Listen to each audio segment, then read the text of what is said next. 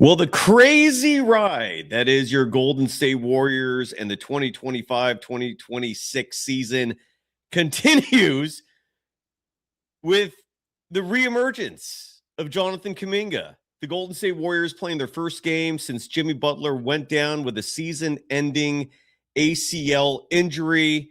And until the second quarter, we weren't sure what the Warriors' plan was. We weren't sure what Steve Kerr had up his sleeve. Usually it's nothing. But we finally saw JK, and then huge effing surprise. The more he played, the better the Warriors were, the more fun it was to watch. And in a second half where he actually got a significant run, more specifically in the first half of tonight's game. And look, the Warriors did lose this game.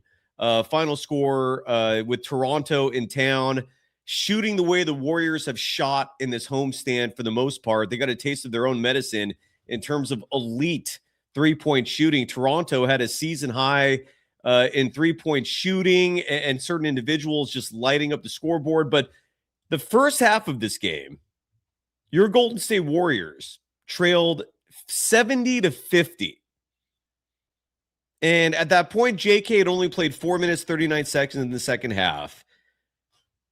At that point, Brandon Pajemski was second on the team in minutes.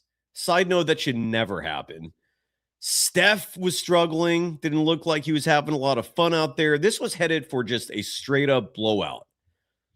But then we got the second half of action. And it was a whole different story. And Kerr let Kaminga loose. No leash. And even though the Warriors did lose this game, they set a season high in scoring in a quarter, in that third quarter. They dropped 44 points on Toronto. And if Toronto, again, was not shooting the ball at an insanely high efficiency with their three-point shooting, and we'll break it down in just a minute, this would have been a closer game. But all I could say is, why the F was this guy riding the pine for over a month? We were reminded yet again, he is a talent. It is foolish, utter stupidity to have been treating him the way the Warriors have been treating him. And in the second half of this game, Jonathan Kuminga dropped 20 points in a half. And even though the Warriors lose, at least there's something to cheer for. There's something to be excited about as the 8-game homestand wraps up and the Warriors set to hit the road. Whew, this Warriors team is exhausting. Mike Dunleavy Jr. even addressed the media after the game. We'll talk about that. We'll talk about a whole bunch of stuff because there is a lot to discuss. We are powered by FanDuel. The program is called the Golden Days. Let's go. Welcome to the program. My name is Cyrus Saatsaz, your host for the evening. You can follow me on Threads and Instagram at DogWildover, on Twitter. My handle is at SurfJournalist. The program on both platforms at Golden Days Pod, as we come to you live from the Golden Days studios in West Sonoma County, California. And speaking of FanDuel, I highly doubt they have a line available for Thursday's Warriors Mavericks game. They do not currently, but I'm curious to know what the odds makers think of the Warriors' big picture in lieu of the fact that Jimmy Butler is out for the year. I highly doubt we'll see some adjustments on the line because of Kaminga suddenly playing, but oh my God. I literally just took a look at this for the first time. What I'm looking at more specifically is the odds. Here, I'll share my screen so you folks can, at least on the YouTube side, can understand why I'm laughing at this. The last time we took a look at the Golden State Warriors and their OU, or not OU, I apologize, their odds of winning the championship, it was plus 4,500, which is pretty damn high. But now, and again, this is the, if you're watching this at home, this is the FanDuel Sportsbook's screen. Anybody can check this out. It's sportsbook.fanduel.com. OKC is your favorite to win the title currently, to repeat as champions, more specifically, plus 105.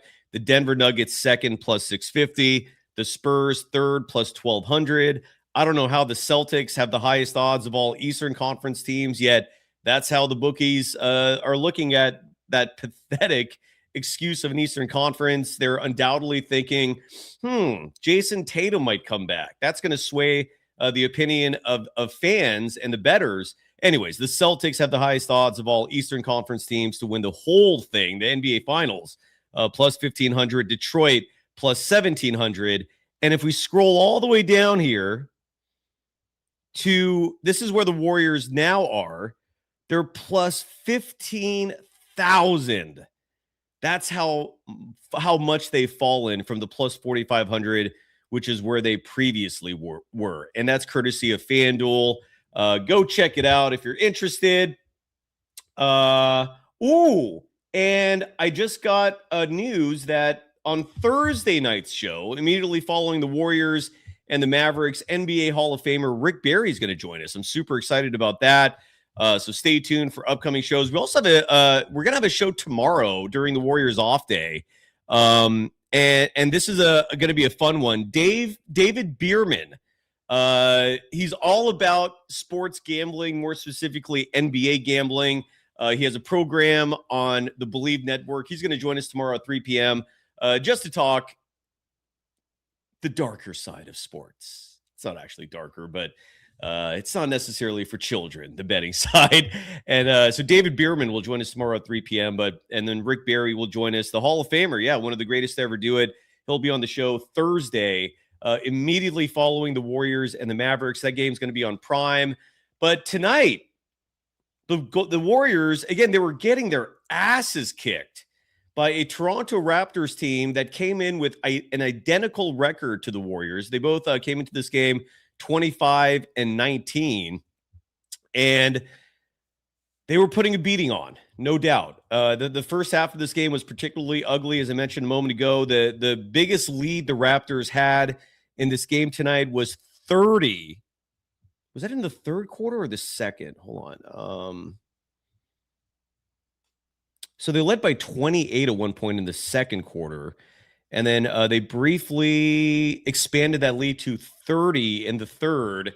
But the Warriors did fight back. And even though Buddy Hield also had an outstanding game tonight, I'm gonna lean for our FanDuel player of the game honors to Mr. JK, Jonathan Kaminga, Johnny Kaminga, a player who Mike Dunleavy Jr. talked about during an unusual pregame press conference. He does not hold those often, and it was held because of the Jimmy Butler injury, and Kaminga's trade demand was brought up. We'll play the sound from that in a little bit. But interesting times with the Golden State Warriors, and that includes Jonathan Kuminga, who's back in the rotation, apparently, and he is our FanDuel player of the game. JK, in just 21 minutes and 7 seconds, 7 of 10 from the field, 1 of 3 from deep. He had a late three-pointer in this game. Was even 5 of 8 from the free throw line, which is not great, but he missed his first 2. So you could spin that and say he made 5 of his last 6 free throws. The Warriors as a team tonight shot just 17 of 26 from the free throw line. That is ugly. And Kuminga added 5 boards, 2 assists, also had a block. No, I'm sorry, not a block, a steal, 2 turnovers, and finished the game with 20 points. Not a team high. He was also a +3 in net rating. That honor actually goes to Buddy Hield. We'll talk about him in just a second. But Kuminga, welcome back. I don't even remember the last time he played. Let me look that up real quick. So I want the exact date. It's been a long time since Johnny Kuminga. And it's considering he's probably not going to be going anywhere. I like the fact that the Johnny nomenclature is now in full steam. Johnny Kuminga. Should probably see if Aaron Turner wants to come back on. I mean, it doesn't, I'm not getting the feeling Kuminga's going anywhere. That's just me. I could be wrong on that. But Johnny Kuminga, the last time he played in a game, let me pull up the game log here, was December 18th, a loss to the mighty Phoenix Suns. I call them mighty for a good reason. We'll bring up the standings in a little bit. But the last time he played 10 minutes against Phoenix on December 18th, the date today, January 20th. So it's been a good month and change since Johnny last played. And for a month off to show up and just act like he didn't miss a beat, it's impressive. Bravo to our player of the game. Paid chat from Brooklyn, no opinion, $4.99. Thank you, sir or miss. Writing, this shit is disgusting. It is. It's absolutely repulsive. Did you folks, by the way, see at the end of tonight's game, when Kerr pulled the plug on Kuminga and brought him out, the adoring pats, the coach speech that he gave to him privately on the court there, acting like he hasn't been screwing over that man's life for most of his career with the Warriors. Well, that did happen, yeah. And Brooklyn, no opinion, writing that Kaminga played great, reached double figures with half the minutes Brandon Podziemski got, but yet Kerr does not have to be held accountable. And the lack of accountability is what really repulses me, Brooklyn. Great chat. Great paid chat there. Thank you for the $4.99 donation. There is zero accountability. And apparently the front office is just fully enabling this madness. I mean, what was the justification for this bullshit? What is the justification for holding him out like that? If you're the highest paid coach in the NBA, how can you not figure out how to get this guy in the game in a pivotal role? Make that make sense. All we do here is redeem ourselves because we're just speaking facts and telling you folks what's up. How do you tell somebody that you care about deeply, I told you so? I don't know. But again, this is why you folks are easily the highest IQ portion of the Warriors fan base if you're watching this show, because unlike every other program out there, you're getting straight facts here and you're getting accurate analysis here. You're being told what's really going on. And it is insanity that this guy has been held out and treated the way he's been treated.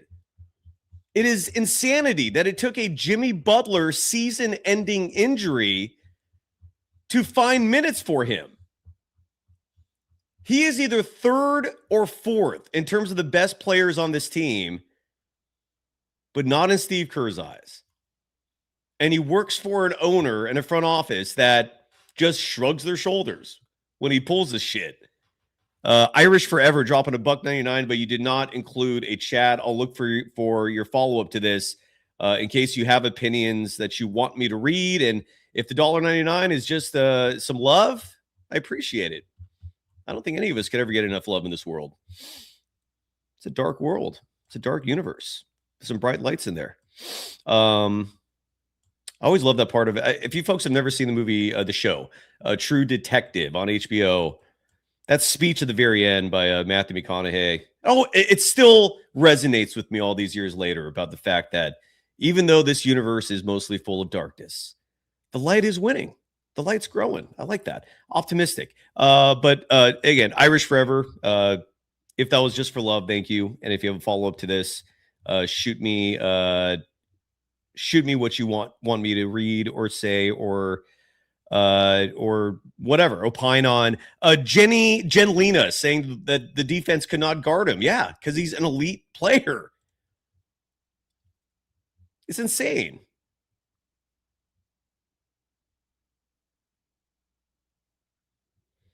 And for the Brandon Podziemski fans out there, for the folks out there that actually think this guy's a good basketball player,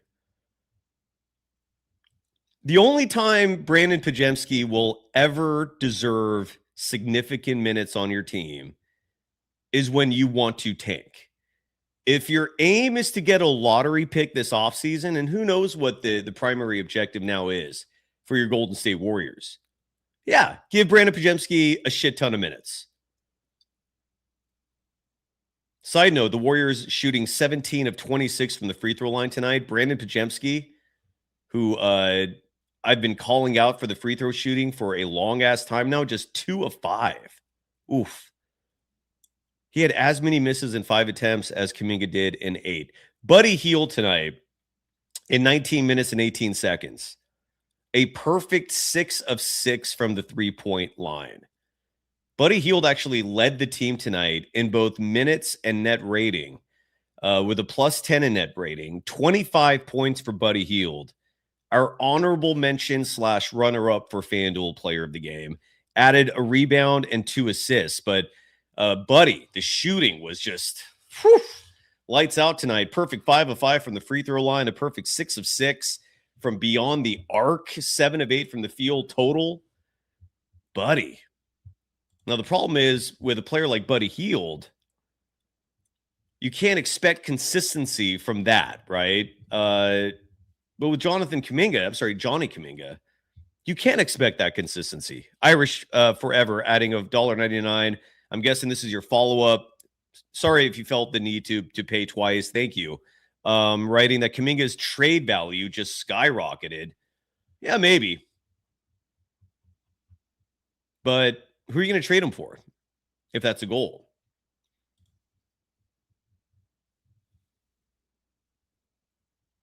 Chardall dropping $1.99. We'll see you at the end of the show saying, this loss sucked the life out of me. Did it really? The first half was abysmal. It was torture. Before I start bringing on the audience here, though, I want to play a couple sound bites. First up is Mike Dunleavy Jr., and this was from a press conference earlier today. This was before the game. And Mike Dunleavy Jr. does not usually hold press conferences. And if he does, it's typically to announce new draft picks, a free agent signing, a trade, some sort of transaction. I mean, when was the last time the Warriors had a serious injury like this? Was it Steph in 2020? I think, where it was a season-ending injury, or at least close to. I don't recall if Bob Myers held a press conference to detail his injury. I guess what I'm trying to say is that to hold a press conference for an injury, that's rare. But that's what Mike Dunleavy Jr. did. And he was asked about, this was before the game, but it was a very pointed remark. And hold on one second, let me get this set up here. And there was a little dig in this comment as well. It was respectful, but there was also a dig, and you'll see what I mean in just a second when we play this sound. So this is Mike Dunleavy Jr. I'm going to try something new because the crooked NBA has been very litigious. Not literally. I don't know if there's a better word for that, but punitive maybe is the better word. Going after anyone who's playing press conference videos, even though if the media can't play press conference videos, what is the point unless you're just aiming for people to use the written word and not the actual broadcast part of it? But so I'm going to try something new where you're unfortunately going to have to look in my ugly mug. Please forgive me. And I'm going to have that part of it just minimized. And let's see if the NBA does not take notice of this so that they're trying to steal my money. I currently have 2 flags that the NBA has issued against this program because of press conference sounders. And at first I thought they were targeting me exactly until I learned from my buddy Ryan Leong, who, side note, was not at the game tonight. Otherwise he would have come on, that he's uploading videos that he himself is taking, and the NBA is causing him issues too. So I don't know why the NBA is doing this. It's stupid. If you're trying to, if the goal is to grow the brand and bring more eyes to the product, this is not the way to do it. I'm challenging the decision and I know I'm going to win, but unfortunately, the way YouTube has their system set up, the payment from these shows anytime they do one of these is suspended for 30 days. It's really messed up. This whole system is messed up. And if I had a phone number to directly contact at the NBA offices to raise a serious issue with them over this, I would, but I don't really know who to contact. Forgive me. Anyways, so we'll do the sound bites with these little clips here. Let's see if the little box works like this. And here is Mike Dunleavy Jr. This was before the game tonight. addressing Kuminga's trade demand, and the comments are worth playing and listening to. Here's Mike Dunleavy Jr. Kuminga's trade demand. How did you take that? And does Jimmy's injury alter the way you're approaching what Kuminga what could happen to him, by the trade deadline? Yeah, I mean, I think as far as the demand, I'm aware of that. I think when in terms of demands, when you make a demand, there needs to be demand on the market. So we'll see where that unfolds. But heard, always with these guys, I tell them I'm willing to work with them, want to help people out, whether that's JK or any player on our roster. So we're good with, if that's his wishes, trying to figure that out. But we got to do what's best for our organization, and that's what we'll do. And as far as it goes with the deadline coming up, I think we'll take the next couple of weeks to assess this team a little bit more. I felt pretty good with where we're at heading into last night's game in terms of what we need to do. I thought our team was playing really well, heading in the right direction. Obviously, things have changed, so I want to take a couple of weeks here to watch these games and see our team and what we can do better. And that's Mike Dunleavy Jr., Warriors GM. Again, taking a little shot there, saying that that in order for a player to make a trade demand, there needs to be demand in order for the trade to be executed. Basically saying that no teams are reaching out. A little disingenuous considering that the Warriors have all the leverage, and any team who would reach out knows that the Warriors aren't going to give up this asset for nothing. I think a lot of teams are even scared off at the fact that they don't think the Warriors even want to deal him. Dunleavy also bringing up, I think, a very fair point, which is that they're not going to just trade the asset to get rid of him. They're going to want some equal compensation back. And like we've been saying on this show for I don't know how long now, like nothing represents common sense with this organization, at least not for the last now, 3-4 years. Nothing that happened that goes on with this organization makes sense. And it all starts with the head coach. And again, my suspicion is they're going to find a creative way to move on from Steve Kerr this offseason so that logic, reasoning can get back on track in terms of an ethos with this organization, because that is not what's going on now. And the problem can always circle back to the head coach. He's the one that decided to just bench this talented player because of fit. Side note, fit is not logical, quantitatively or qualitatively. It's just literally someone's opinion.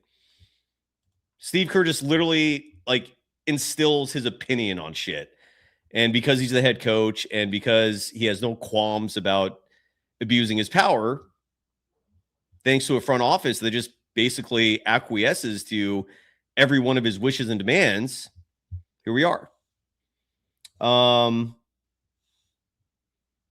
Brooklyn Opinion, another $1.99. Thank you, sir or miss. Writing, imagine how far Kaminga would be with Podziemski-type minutes and Podziemski-type faith, Podziemski-level trust, Podziemski-level commitment. I'm with you, Brooklyn Opinion, that this head coach disgusts me too with his actions. And if he says anything in today's press conference, we will certainly play it. And maybe I'll go back to Basket Man again, now that I know he was not the litigious one. Folks, if you're trolling his YouTube, please, do whatever the hell you want. I don't care. But maybe he's the one that started this whole thing. I don't know what's going on. But I'll try to play the entirety of Kerr's press conference. We'll see if that minimized window works. Again, I apologize that my mug is right next to it.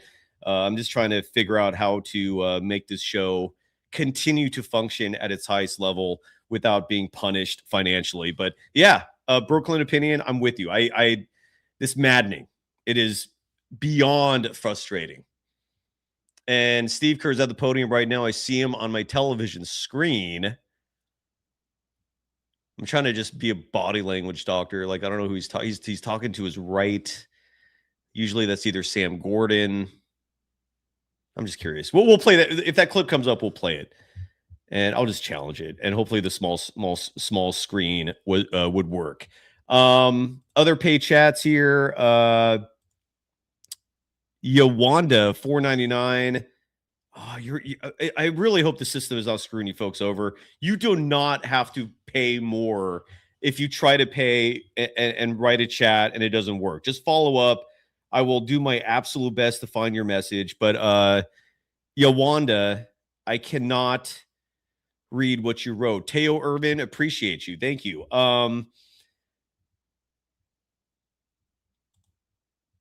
I just feel bad. I feel bad, Yolanda. Follow up with whatever you wrote so I can read your opinion. And we'll see. True Mentality is writing that that he can fit for 21-minute, 20-point game player in any team. Let me rephrase that. He can fit a player who produces like this anytime, anywhere. Absolutely right. Real Eleasy, who hasn't actually jumped on the show in a little while. Hope you're doing well. Saying, told y'all that Kaminga can average 30 if we had a real head coach. Wholeheartedly agree. Harmonies, absolutely right. I was actually talking to an insider today. I had like an hour-long conversation with this individual, someone I trust dearly, who's a vital source for this program.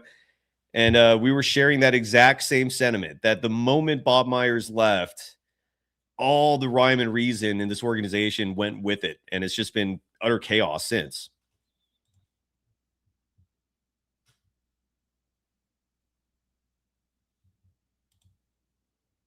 All right, I'll post the link right now if anybody wants to jump on. Some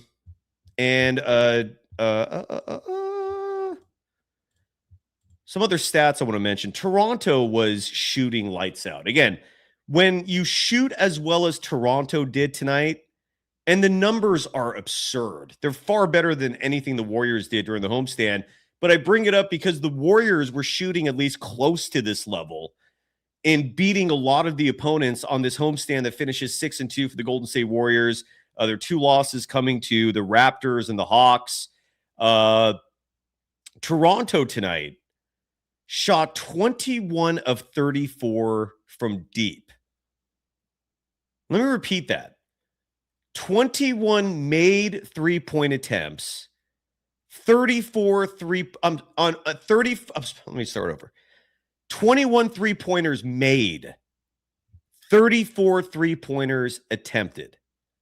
That is 61.8% of your threes going in.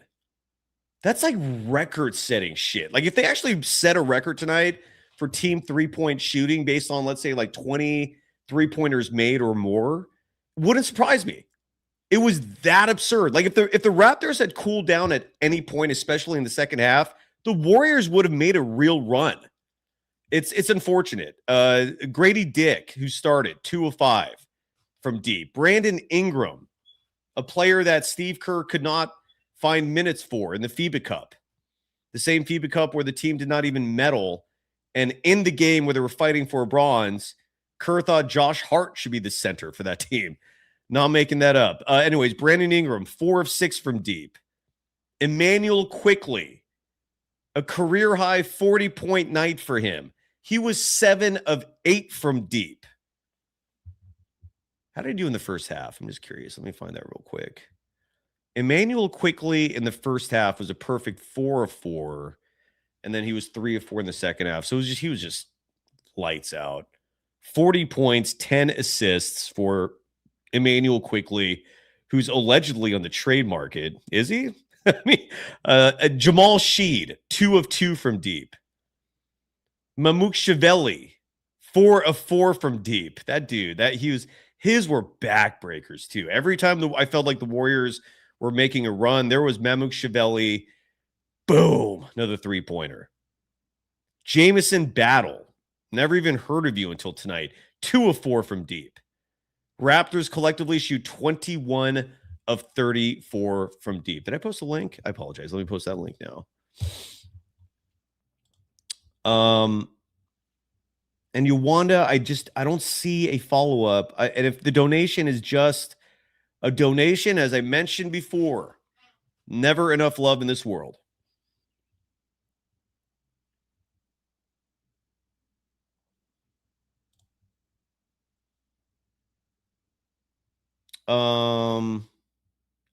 Yolanda, any opinions? I'm sorry. I can't find it. Another, so Yolanda, I'm sorry. I don't see what you were trying to tell me. Forgive me for that. Thank you again for the $4.99 donation. Gene Schwartz, $5.33. Where's Wainster, by the way? Wainster, you used to always show up here and opine. I haven't heard from you lately. Gene Schwartz, again, with a weird $5.33 donation amount, saying Kaminga was glorious.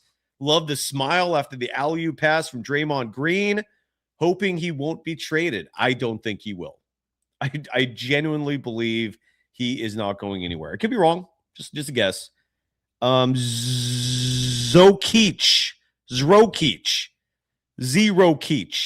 dropping $1.99, saying F Dunleavy, not Dunleavy, not D-U-N as in Nancy. Think of Dumbo the movie, the elephant. F Dunleavy. Dunleavy in that same press conference, the one other notable thing, at least I heard, was, and maybe I missed something else, and if I did, please bring it up if you want to jump on the show. Also mentioning that he was basically telling the public not to expect a Jimmy Butler trade. Now, again, we've heard Dunleavy say things in press conferences that he does not follow through on. I think Jordan Poole is the textbook example of why you should not trust him in press conference settings. And I'm not saying that's a bad thing either. When you're a GM, I mean, the last thing you want to do is tip your cap. But at the same time, it also means his words are mostly empty. With that said, in his words, Jimmy Butler is someone you should expect to see next year when he comes back. Irish Forever, another $1.99, saying Jimmy Butler for Anthony Davis, distressed asset for distressed asset. Yeah, we've talked about this on the show a lot. It would make some sense. The one key caveat for why this may not happen is because of the fact that Anthony Davis has 2 more years after the season left on his contract, and the Warriors seem to be dead set on a clean slate in 2027. So we shall see. And just that guy dropping $2 saying, can we trade Jimmy Butler? Yeah, of course you can trade him. He's eligible. He's got a huge salary slot if you can find another team that wants him. And again, the Mavericks and any other team with a contract worse than his would be the ideal candidates. But the question is, will they? Alan Day joining us from Santa Monica, right? Yes, sir. What's up, player? What's happening, man? Was that you who called the ACL injury on Twitter? Yes. Okay, yes. Yeah. You, for the record, Alan, if you don't mind promoting your Twitter account, I did read like when the Jimmy Butler fall happened, when the injury happened, and we all were holding our breaths and worrying about him. You did not hesitate, man. You were on Twitter right away saying, "I know an ACL injury when I see it," and you called it out. Kudos. Yeah, I mean, it's easier. So, I tore my ACL in college, my freshman year. And so I saw it. And here's the thing about that thing. And I'm no doctor, but they know immediately when it's an ACL tear. Yeah. Like there's no, like the MRI, I believe, is just to check if there's any other damage. I mean, they'll do that testing immediately, and they were like, okay, it's a tear. So he probably knew while he was on the floor that it was a torn ACL. Just a heads up there. It looked bad. It's bad. How does your knee feel today? Because a lot of people, when they have those ACL tears, they say their knee never feels the same. One of my closest friends, when he did it twice to the same knee, and there was like a permanent click in his knee that he would always show us. It was really it wasn't fun unless you're hammered. Then we got a laugh out of it. But is yours any different, or does it feel 100%?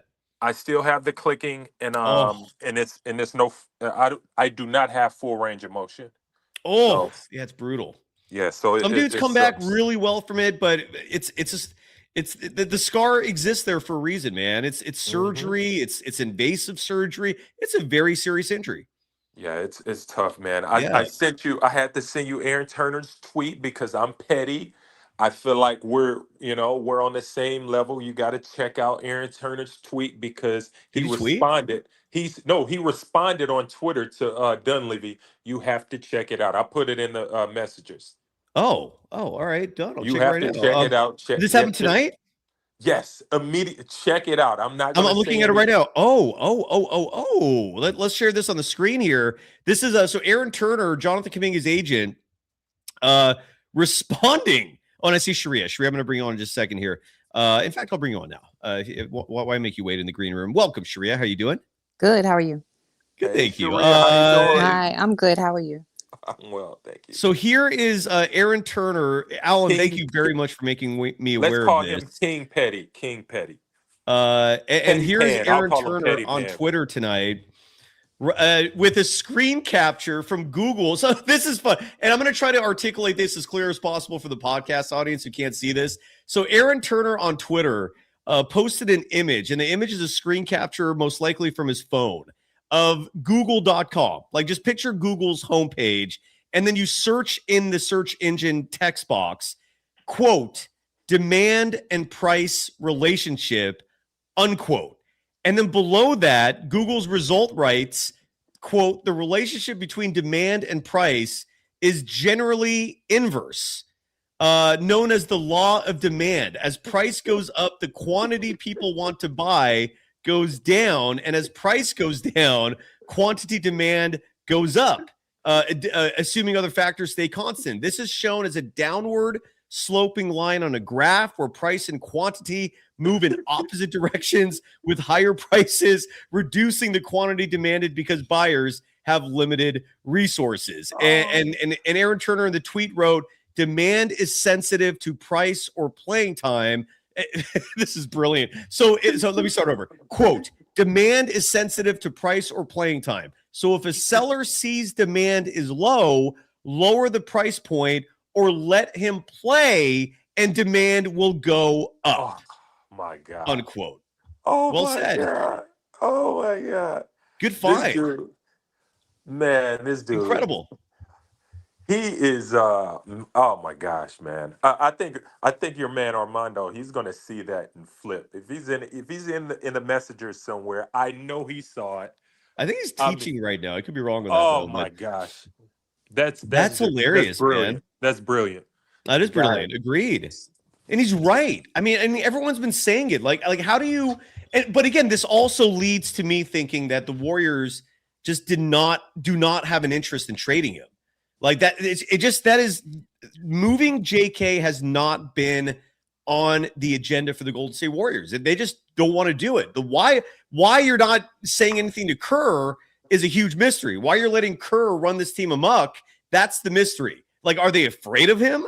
Like, is it an insane, a lot like unrealistic like respect, like a reverence? I don't get what's going on there. That's the part I have zero clue about. Why are you letting Steve Kerr just literally drive this ship into rocks? That's what he's doing. And the front office is just saying, we love this guy. He's our coach. Like, what the hell is going on here, man? A $5 donation while I have you two saying, JB, who's JB? BH and Pods. JB is JB? Jimmy Butler, Buddy Hield, Buddy and Hield. Pajemski for DeMar DeRozan, Zach LaVine, Oh my and God. Keon Ellis. Man, Moody come on, has to man. go to the Nets. Everything lines up with the clean slate. Picks are kept. Kaminga is still part of the team.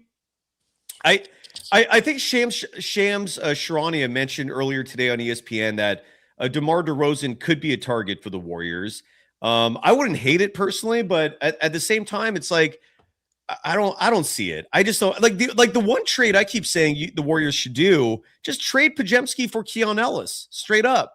It's such an easy trade that the Kings would likely say yes to, and you're swapping out one of Kerr's worst crutches that he just can't help going to, and you're getting back a player who gives you what you need: perimeter defense. You could have sure used that tonight when Toronto's shooting 21 of 34, but that's what I would do. But just that guy. There you go. And Allen, Sharia, what's on your mind? Alan, what's on your mind, brother? Go ahead. I'm sorry. Been Oh talking my a lot. gosh. I want to touch on early that I was 22, 23 years old before, like most of us. And for this kid to keep getting seesawed up and down, but do you know how hard it is to do what he just did tonight? Like, and he showed us this in the playoffs. And Yeah. everyone, I know that the haters, I really don't respond to the haters. I love the haters. I respect them because we need haters. But the haters are going to say, oh, we just lost the game. But understand, it's deeper than a game. It's deeper than a game. When a guy can be froze out for months. Now, people mention that he only played 10 minutes in a month. But in reality, he probably only played once in like 2 months. And he come out on in a NBA game against wings where he's the only guy can match that athleticism. And the guy that everyone claimed that is so good, I believe this is the first time I watched Barnes and JK head to head. And do not lie to yourself. This kid is better than Barnes. I don't care what anyone says. Like, talent for talent, if you look them up and down, you put them on the floor together and watch them play, it is easy. It is easy to see. And JK really was just hooping. He wasn't really doing much. He was just hooping, in the floor of the game, in every level of the game, defensively, moving the ball, transition, rebounding. Like, it's sad because I read an article maybe a week ago, Si. I'm not sure if you saw that.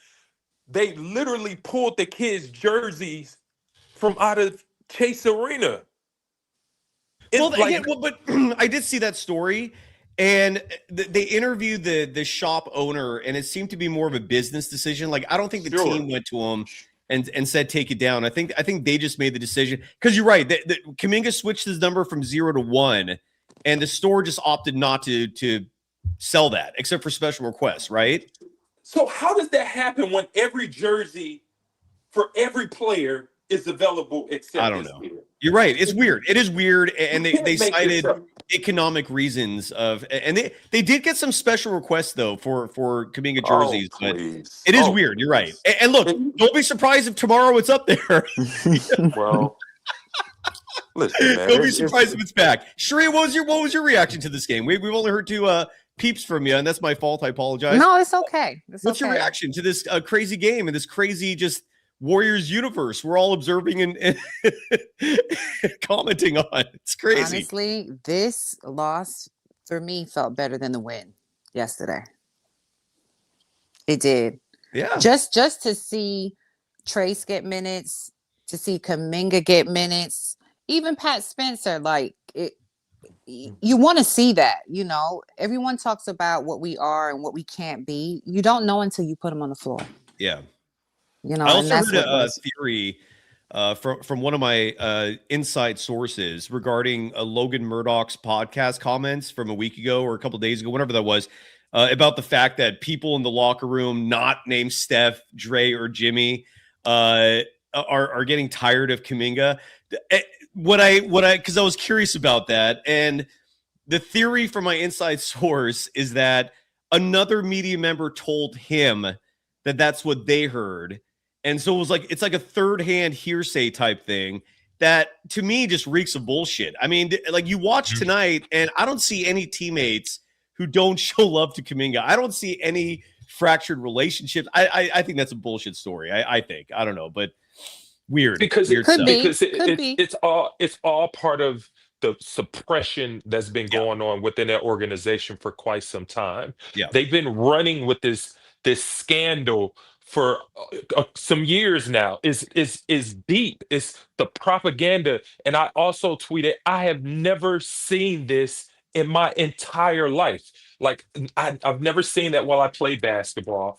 I never seen it, and not to say I've been around that long. I'm 39, but I've been able to watch at least 30 years of basketball. I have never seen this before. It's for nobody. Yeah, it's very unusual. Yeah, go ahead. Sorry. Yeah, so it's and I'll say this in response to you, Sharia, like it was good to see this even in the loss because I think we all know that what's been going on has been fool's gold. Right. It's been fool's gold. It's been 2 weeks of playing the pretty much bottom of the barrel. So we know, although, and I'm not gonna lie, I think they've been playing decent. Okay, they've been playing decent, but you have to understand that you've been playing horrible teams. And then the teams that's actually solid, they're missing pieces, but not only are they missing pieces, they're not even playing well. Okay, so we haven't played anyone who is actually playing well, where you Yeah. can actually measure if you're okay right now, if you're doing okay. So it's been interesting. I Well, believe we the got a only lot of people want to Huh? jump on, Alan. Sure. Any final thoughts before I welcome other folks on? I'm again, it was good to see quite a few guys play who have not been getting any ball lately. Jonathan Kaminga, keep your foot on their neck. Keep saying, I want out.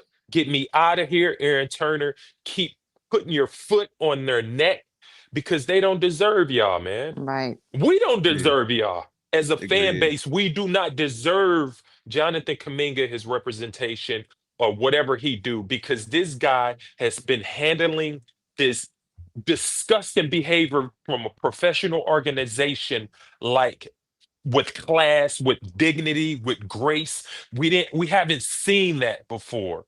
So not only have we watched suppression, we haven't seen this level of class and professionalism from a 23-year-old.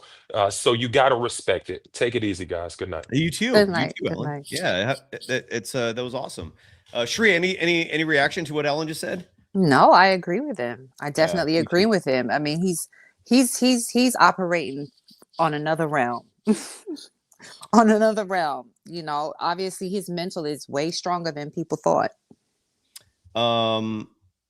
Agreed. And I want to see real quick if anyone in the chat got a chance to watch Steve Kerr's press conference. I'm curious to know if it's worth exploring that. I mean, we should visit it, right? Yeah, he addresses Kaminga.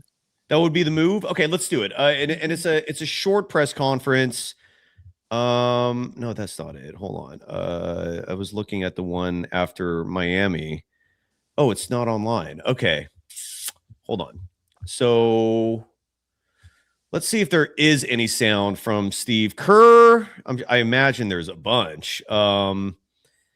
And I'm sure he addressed the Kuminga situation. I know Buddy Hield spoke. We'll hear from him in a little bit. No Kerr sound yet that's come down. At least, oh no, I stand corrected. Here's one. So this is courtesy of 95.7 The Game.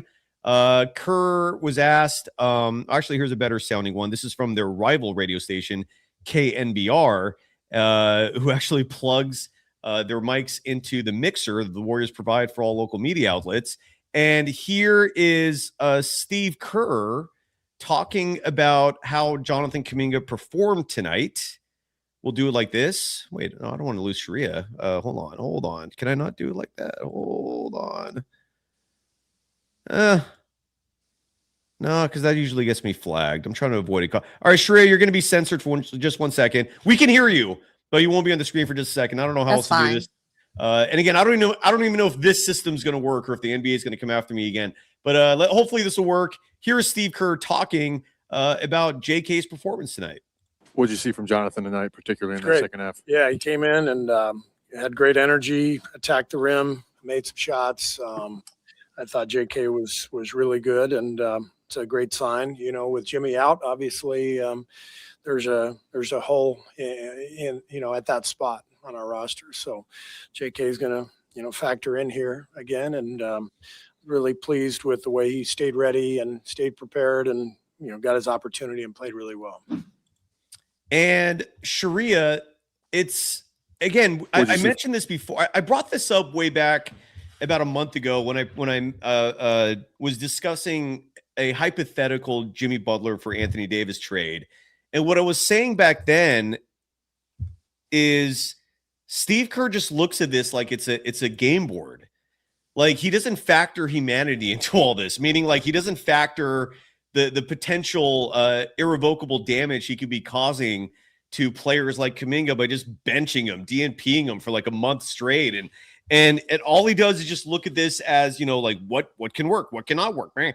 And so there, and I brought up that Jimmy Butler for AD trade because the way I saw it is it's basically a 2-for-1 trade. If you trade Jimmy for AD, you're getting AD and Kaminga, because that's how Steve Kerr sees this, as weird as it is. He sees Kaminga and Jimmy Butler as basically two pieces that are identical. It's like two queens on a chessboard, basically, and you can't have two queens, even though in reality it's not a chessboard. These are humans, and you could easily just pretend Kaminga's a bishop or a rook and be perfectly fine playing both of them. But that's how Kerr sees it. And now that Jimmy Butler's out, apparently like that position has an opening. I even like the second quarter to me represented the lineup that I think has the best shot. And we need to talk about Stephen Curry in a second here too, because it wasn't the best game for him tonight. He didn't even look like he was having that much fun. It was a struggle. Mm-hmm. But there was a lineup out there in the second quarter when Kuminga first came in.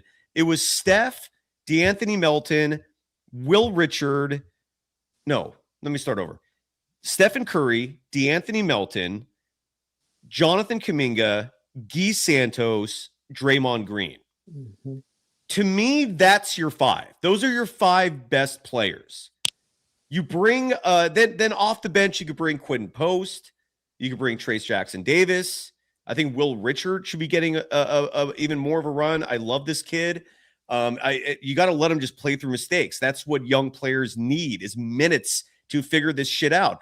And at least that's your 8 or 9, your best 8 or 9. But the 5 I saw on the court tonight, they weren't playing that well. And again, this is the first time Kuminga played in a month. I mean, what do you expect? He didn't really get warmed up until the second half. But that excited me. Like, I saw that lineup and I thought, you work at this, and this could at least make you a playoff team. I don't know what you think about any particular lineups in this game, and what were your thoughts on Steph? Let's talk about that for a second before we bring on Bad Ombre and then Julian Bashir in that order. And there's other folks waiting. We'll get to you as well. Thank you for your patience. Steph was tired. He's tired. I think he's tired physically and emotionally. That's what it looked like to me. When he started having turnovers and losing the ball, he's tired. He's tired. It was the second of back-to-back. Yeah, he's tired. He did look tired, and he didn't. I don't think I think he played a little bit in the second half. He played a whopping total of 7 minutes 51 seconds in the second half before Kerr benched him, and Kerr made the decision to roll with the lineup that was marching a comeback. Kuminga was on the floor for a lot of that. I think Will Richard was on the floor for a lot of that. Buddy Hield.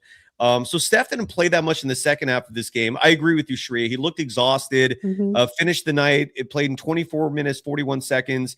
Not awful numbers by any means. 6 of 16 from the field, 2 of 7 from deep, missed a free throw, which we're not accustomed to seeing. He was 2 of 3 from the free throw line, added 3 rebounds, 3 assists, had a steal, 1 turnover. The minus 25 net rating, a bit staggering. Draymond Green, minus 27. The whole starting lineup, with the exception of Quentin Post, had awful net rating numbers, which reflected the team's performance of the first half. Steph minus 25, Pajemski minus 24, Draymond minus 27, Moody minus 20. Quentin Post was minus 10 because he had a run in the second half as part of that group that was leading a comeback, and that helped out his net rating. But yeah, I agree with you. I think Steph just looked like someone who was playing the second of a back-to-back. Do you think there was more to it, though? Yeah. In terms of the exhaustion? Yeah, I do. What do you think it was? I don't know. I think that Jimmy not being there is going to affect the starting lineup more than whoever's coming off the bench. Because you think about it, whoever comes off the bench, there's no consistency in the lineup anyway. So they're used to the chaos. The comfort with Jimmy is like the starting lineup. They're missing him. And you can tell they're more confused than everyone else. That's what I got. Agreed. Hamza Kasem in our chat writing, do you see the Warriors trading Jimmy Butler? It would be shocking. Probably not. Who knows? Someone else in the chat asked, like, why would anyone even trade for him considering he just suffered a torn ACL? Contracts. It basically, like, I think the only way you can move him is to trade the $110 million minus whatever this season has expired is owed, right? So he's owed what, like 10, 20 million still this year, the close to 60 million next year. And if you find a bigger contract from another team that wants to unload their deal, that's how you move them. That's why Anthony Davis is case in point, a player people bring up, because Anthony Davis has 2 years remaining after this year in his contract. Jimmy Butler has just one. Bay Area dropping $5. Great handle, by the way, because those numbers after the handle are just being added for some reason. Writing that my boy Kuminga dominated minutes. Not true. And the Warriors got blown out. I love this because you gave me $5 to expose you. I appreciate you. Would love to hear your excuses for this one. Just to give a friendly reminder for what the score was when Kaminga first came into this game. Let me look this up for accuracy purposes, because that is a laugh. Either you did not watch the game or you're trying to troll, but you just gave me $5. So I don't know how you're trolling exactly. This cost you literal money, but Kaminga did not even get into this game until the second quarter. That was his first appearance. And that alone, Sharia, before we saw him for the first time, did you think he was going to even play? From the post game with Steve Kerr saying yes, I was like, you know what? You can't say your back hurts now. So yeah. Yeah, I did think he was going to play. Initially yesterday, I didn't. But when Steve Kerr said yeah, I was like, yeah, he's playing. But more specifically, while you were watching tonight's game, and it's suddenly the second quarter, and minutes are going by, and I'm still trying to find the exact minute mark where he came in. Oh, here it is. So it was 7:21 remaining in the second quarter, or I'm sorry, it was a 7:21 mark. So there was about 4 minutes and change left in the first half when Kaminga came into the game for the first time. It was pretty late in the game. That, like, at that point, did you still think we were going to see him? I was shocked. I went to wash the dishes and came back and he was in. Yeah. So I wasn't expecting it. That surprised me too. When actually maybe it was a little earlier than. Hold on, it was not the 7:21 mark. I'm sorry. Hold on 1 second. It was the middle of the second quarter. I know that. Hang on. When did Kaminga come into the game for the first time?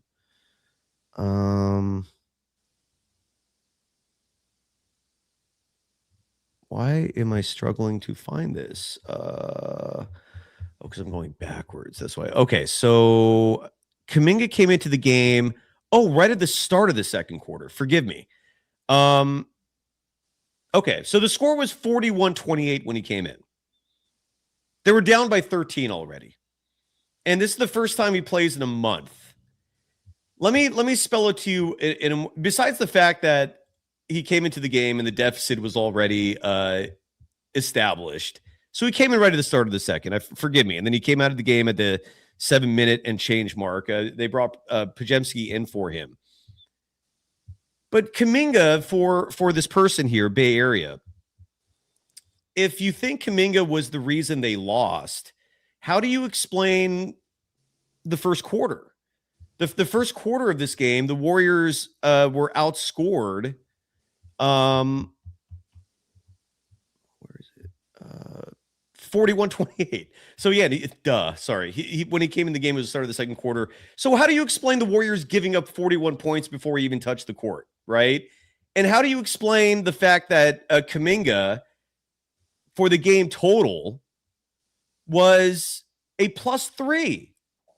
So the players that had negative net rating tonight, Moses Moody -20, Draymond Green -27, Brandon Pajemski -24, Steph -25, Guy Santos -14.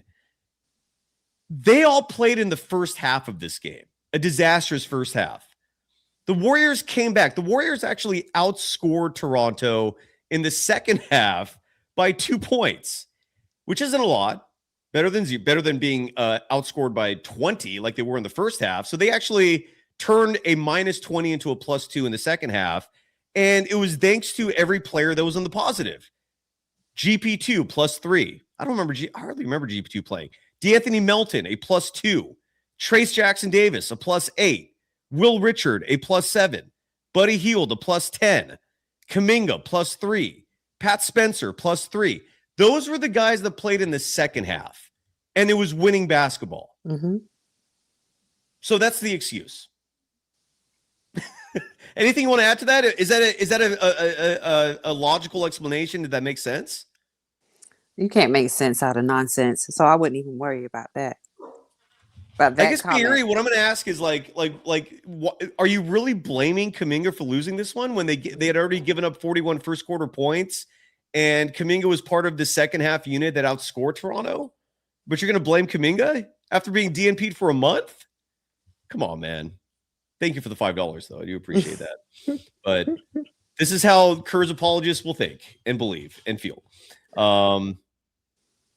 Steph the GOAT in our chat saying when Kaminga gets traded, and I'm guessing Steph the GOAT, you're one of the same clowns who thought Kaminga was going to be traded the moment January 15th rolled around. I'm sorry that you can't sleep well. I'm sorry that your bubble's being bursted on a daily basis, and your dream of a Hobbit lineup cannot continue to play out there against teams like the Knicks without Jalen Brunson, or the Hornets, or any other Eastern Conference joke that keeps pouring in here that you pretend means something when they win those games. But no, we're not going to be Kuminga days if Kuminga gets traded. And again, do you really think that Kuminga is going to get traded? I mean, if you're like, do you really believe that's going to happen? Because I don't. There's no chance in hell. Yeah. And Harmonies brings up the fact that the Atlanta Hawks, Toronto Raptors beat the piss out of this team in this homestand. They're the longer athletic teams. Let's bring Bad Ombre into the show. Ombre, you've been comparing Kaminga to 84 Jordan. And some people think you're crazy saying that. I follow the logic, though, because 84 Jordan was still in college playing for the U.S. Olympic team. He was raw. And in a lot of ways, he did look like how Kaminga looks. I feel I told you. I'm going to double down. I'm good. Thanks for having me up. I'm going to be quick. This kid is 84 Olympics Jordan. The athleticism, the only difference is that Jordan had a better handle because he was a two guard. That's it. And that's the guy people want to trade. What was wrong with Steph? I was thinking about that while I was listening. It's a little bit of controversial. But if you have to guard the other team's best player, lead your team in rebounding, get you 20, even though your coach isn't running plays for you, that's telling me you might be your team's best player. Maybe that's creeping into Steph's head. Maybe he sees the writing on the wall that this is getting ready to be JK's team. Maybe him and Kerr are fighting that. What do you all think about that? Well, you want to do it? Sorry, Sheree, do you want to take it first? It's ran across my mind before. It has. So I wouldn't 100% shoot it down. It has ran across my mind. And again, I had to get you 20, even though you're not going to run any plays for me. And I had to guard the other team's best player and lead you in rebounding, and I'm getting DNP'd. Yeah, 20 points in 21 minutes. Here, what I don't understand is like why are why is a significant section of the Warriors fan base rooting against one of their own players? Yeah, I've never seen that. That's weird. I can tell you why, because on 95.7 The Game, they just repeat Kerr's BS. Yeah. Tomorrow, this is how they're going to spin it tomorrow. Tomorrow, they're going to say, oh, his scoring didn't lead to winning. They've already had, because this is what they always say. But you have a lot of Golden Days crew that called the show. I think Allen called today. Cam called today, and they hung up on him when he called out Kerr. I love that. I don't get it. It's like what, like I will never understand rooting for the coach over rooting for a player. I will never get. I mean, I'm sure there's exceptions, but like the guy just stands there in street clothes and just points and yells, and and make substitutions. That's his job. And yet, like, there's a reverence for this guy. It makes I will never ever understand that. And side note, if you want to comp to this, to me, this is very similar to the Bill Belichick situation, where Bill Belichick, by the end of his tenure as head coach of the New England Patriots, had the exact same ego as Steve Kerr. Dude thought he's the reason why the Patriots were a dynasty, just like Kerr thinks he's the reason why the Warriors are a dynasty. And I think all Warriors fans can hope for is that Joe Lacob has his Bob Kraft moment. Side note, as I've said before, shit rolls from the top. Look at the Patriots right now. They blow Belichick out, took them like a year, and now they're back in the AFC Championship. Sometimes you just got to move on from the coach, man. Like, it gets toxic. And I really hope, I just hope this offseason we see some change here. But I do not get why so many people like intentionally have a disdain for Kuminga. Like, they literally don't like him, but you call yourself a Warriors fan? Well, no, maybe they're not Warriors fans, or maybe they're Steph fans, and they can see what I'm seeing about this getting ready to be his team. It's crazy. What are you gonna do? But Bet Ombre, again, for the people thinking that you're crazy comparing Kaminga to Jordan, and I completely follow what you're saying. You're comparing Kaminga at this point to Jordan in 1984. Again, exactly. He played 3 years in college. Michael Jordan did. Came out of North Carolina, won a national championship, I believe, his freshman year when James Worthy was a senior on that team. And then he left after his junior year. Jordan was going to stay for his senior year. His head coach, Dean Smith, told him he's ready, that there's no reason for him to stay another year, and again, that's to me represents a good person in this world. When you're giving advice or you're making decisions that go against your own self-interest for the greater good, in this case, Dean Smith as a coach, remembering he's also a teacher, and he looked out for Jordan's best interest. He knew there was no point in Jordan playing a fourth year, even though North Carolina would have probably won the championship if he stayed. He was like, go on, you're ready. And so you're saying Jordan that year, because that same season he was part of the Olympic team, that's what you're comparing Kuminga to. And I get it. They do look an awful lot alike. I feel you on that. And the coach, Bobby Knight, in the Olympics said that Jordan was one of the most athletic players that he's ever seen. When I was watching the Lakers game, I had the league pass, so I always watched the visiting team. There was this one dunk that JK did, and the whole Staples Center went crazy. And the Lakers announcer said, "It's one of the most athletic players I've ever seen play this game." And I was like, well, he's not lying. So, but that's the person that you all want to trade. 2 years ago, when we played the Lakers, JK was giving AD the business. He scored like 11 points in the first 5 minutes. 7-minute mark, Kerr took him out. Didn't come back till the second quarter. What's going on with that? Who knows? Who knows? Do you folks agree with this chat comment? I just highlighted it a second ago and then hit it. But basically, what this person was saying is that the people who hate on Kuminga are not, in fact, Warriors fans. They are Steph and Steve Kerr fans, meaning that when the day comes when Kerr either retires or is forced out and Steph retires, that they're going to be gone too. Mm-hmm. And makes sense. I'll tell you this, for the folks calling this program Kaminga Days, whether or not Kaminga is on this team, whether or not Steph's on this team, we're always going to be covering the Warriors. And me personally, that's my team. I root for him. I love him. I grew up, that's my squad. But do I think Kuminga is exciting? Do I see the potential? Hell yeah. Do I think the way Steve Kerr has treated him and handled this situation, do I think it's awful? Hell yeah. The Warriors are about to be a play-in team for the 4th straight year. Well, I don't get I don't get the Kerr defense. Like it's not a what have you done for me lately? It's what have you done for me for the last half decade almost now. Like, that's what we're approaching here, man. I don't get it. I don't get. Yeah. I know you have a lot of people, so I'll just say this and I'll get off. They're close to 500 now. If they do what the Celtics did a few years ago, make a coaching change, They don't even have to make a trade. They can make a finals run. Just a few tweaks here and there. They had a firepower. They had a defense. The West is tough. I think the right coach can take them there. Not saying they can win, but they can make a deeper run. Barber in the chat saying I dropped Kerr in 2023. Yeah, what's your point? Yeah, in 2023, I started to sour on him because I realized then Anthony Lamb. He's kooky. He just makes no sense with his rotations. And what have they done since then? I mean, they've been underachieving every year. What's your point? Is what I'm asking. Yeah. I soured on Kerr in 2023.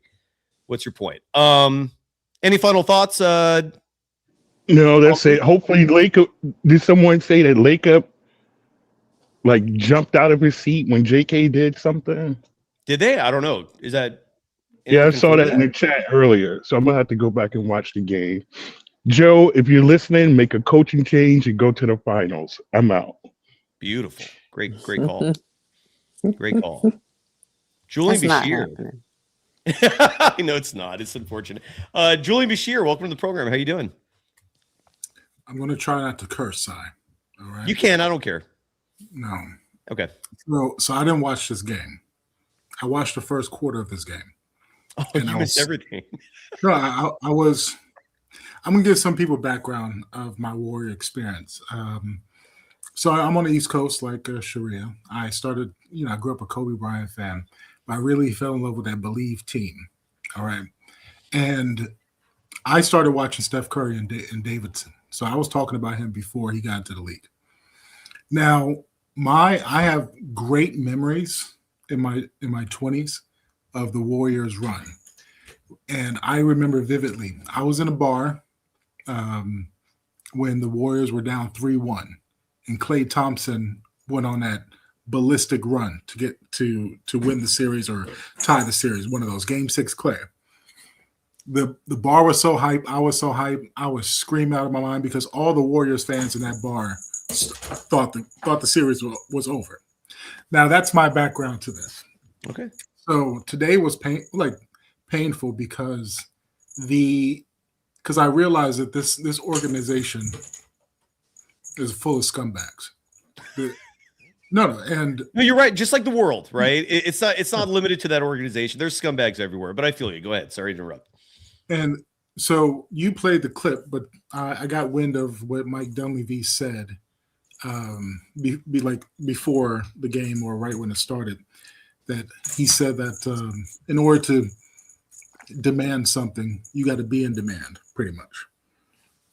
And so my response to that is, you did this shit! You did it! You lowered his demand! So what is his demand right now, you horse-faced sucker?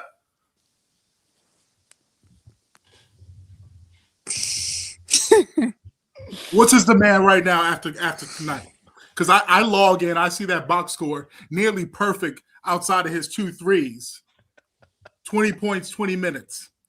And here's something I want to say, like... All right, let's just stay calm here. Don't get all crazy on me. Sorry, I had to play that. Go ahead, sir. Yeah. No, I love your sound bites. If you're a Kaminga hater, you're just what Armando said it perfectly. You have a memory of goldfish. You're goldfishies. That's what, like, get a jersey, get a shirt that says goldfishies on it. Because what Kuminga has done, he always does this. Right. Every freaking year. Are you people watching, or do you only remember last week? He did it in year 3. He even did it year 2. Year 2, I thought that he was the exact same player that he was year 3. Every time, we can't play him.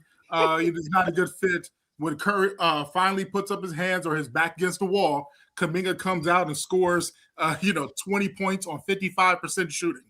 I have the stats in front of me. When he gets 30 minutes, he averages 21 points per game, 6.2 rebounds, 3 assists, 54% from the field, 41% from 3, 71% from the line. But every time these haters want to talk, it's like, he's turnover or he had a bad shooting night, is because the coach is messing with him. I don't think any of you people have actually played basketball, but if you're on the court with teammates that don't believe in you, that take you out of your game, you're going to have a bad game. If you have a coach that doesn't believe in you and he puts you in positions that you are not comfortable with, and think about the mental resilience Kuminga had. I think Kuminga probably played so well tonight because he just doesn't care anymore. And when you don't care, that's a dangerous way to be. Because when you don't care, when you say whatever happens, happens, I'm just going to throw it up. That those nerves are out of him, and he's been. If you people have been noticing, he's been on the bench. I think he's been fake celebrating with the teammates all the time. Yeah, very performative. Every time someone goes a shot or dunk, he was like, "Yeah!" He puts up his hands. He's just having the time of his life. But what is it, Lobo? We got to turn. I already wrote down the minute mark, dude. I've already dialed into that. Don't worry. No, and the reason why that I realized that this organization is poorly run, and Bob Myers was probably the only smart guy in the room when he was here, because the reports. First of all, don't say anything when Jimmy Butler gets hurt. No one should even say whether we're thinking about trading him or not. But the fact that it's come out and says like we don't see that we're going to trade him or he's going to stay on this team.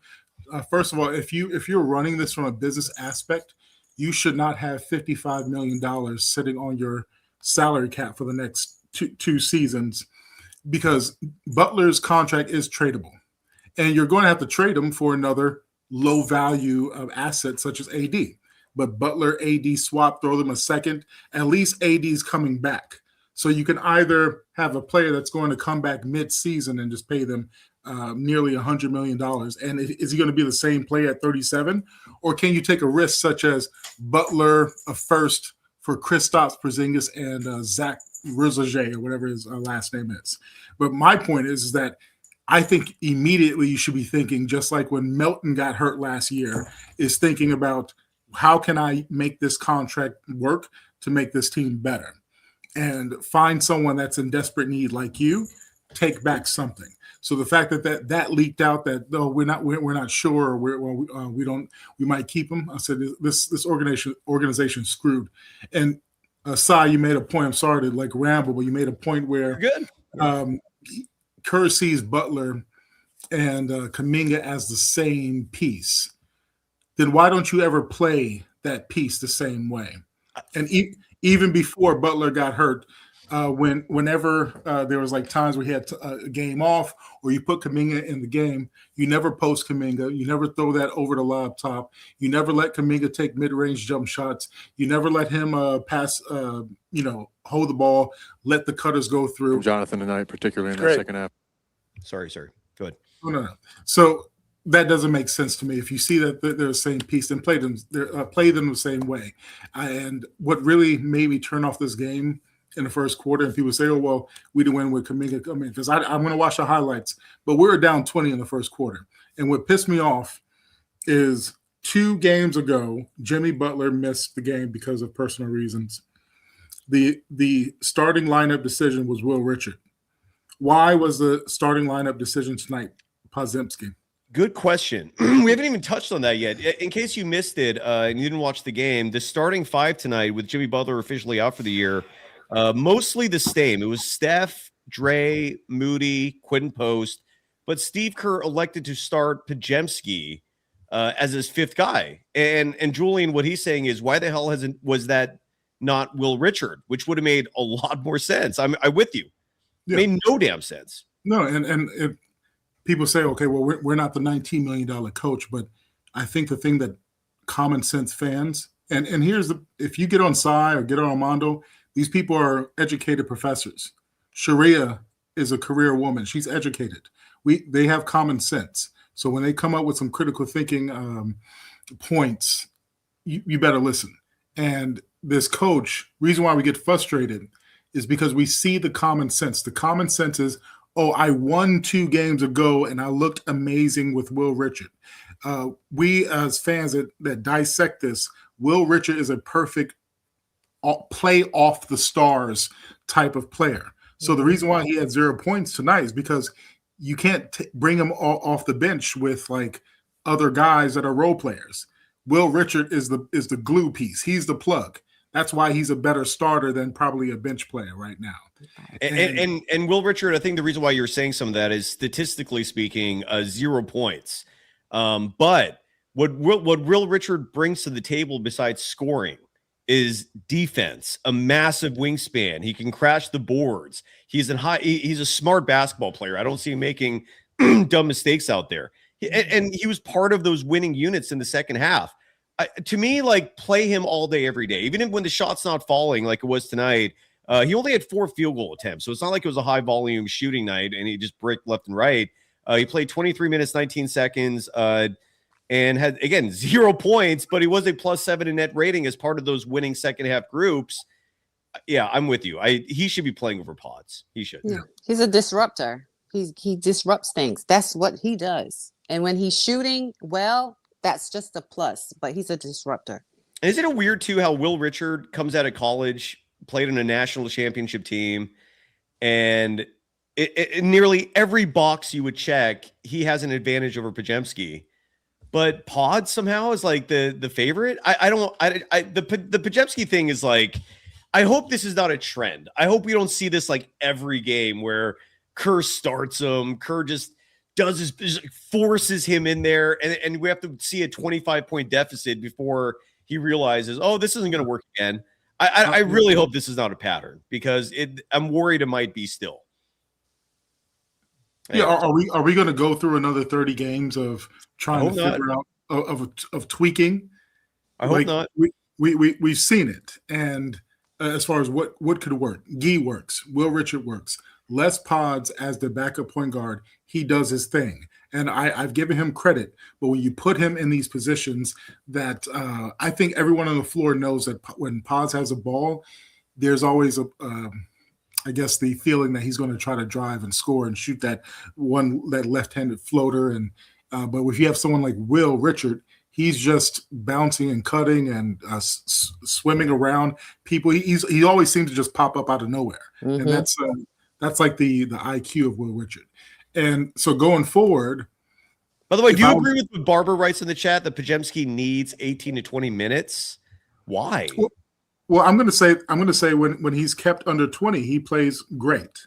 Well, tonight he played 21 minutes, 59 seconds, and 1 of 7 from deep. The free throw shooting, it's absurd. And I bring that up repeatedly because I want to call out the hypocrisy of those who used to always bring up Jonathan Kuminga's free throw shooting, and those same people that hated on Kaminga for the free throw shooting stay quiet with Podziemski's free throw shooting. Same for the 3-point shot. I have disdain for hypocrisy is my take on this. So if you're going to call out Kaminga for the poor shooting, call out Podziemski for the poor shooting. He played 21 minutes, 59 seconds tonight, 1 of 7 from deep, 2 of 5 from the free throw line, only got 2 assists. It was not a good game, and he also had 2 turnovers in those 21 minutes. This was 22 minutes. This was a bad game. I don't know why he should get any minutes, honestly. I really don't get it. He should be at the end of the bench. Any other team Brandon Podziemski would play on in the NBA, any other one. I'm talking the other 29 teams.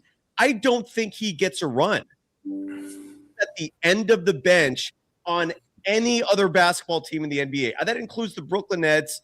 That includes the Washington Wizards, maybe the Wizards. He might get some time, maybe 28, because the Wizards are just that dumb. They do the most ridiculous shit.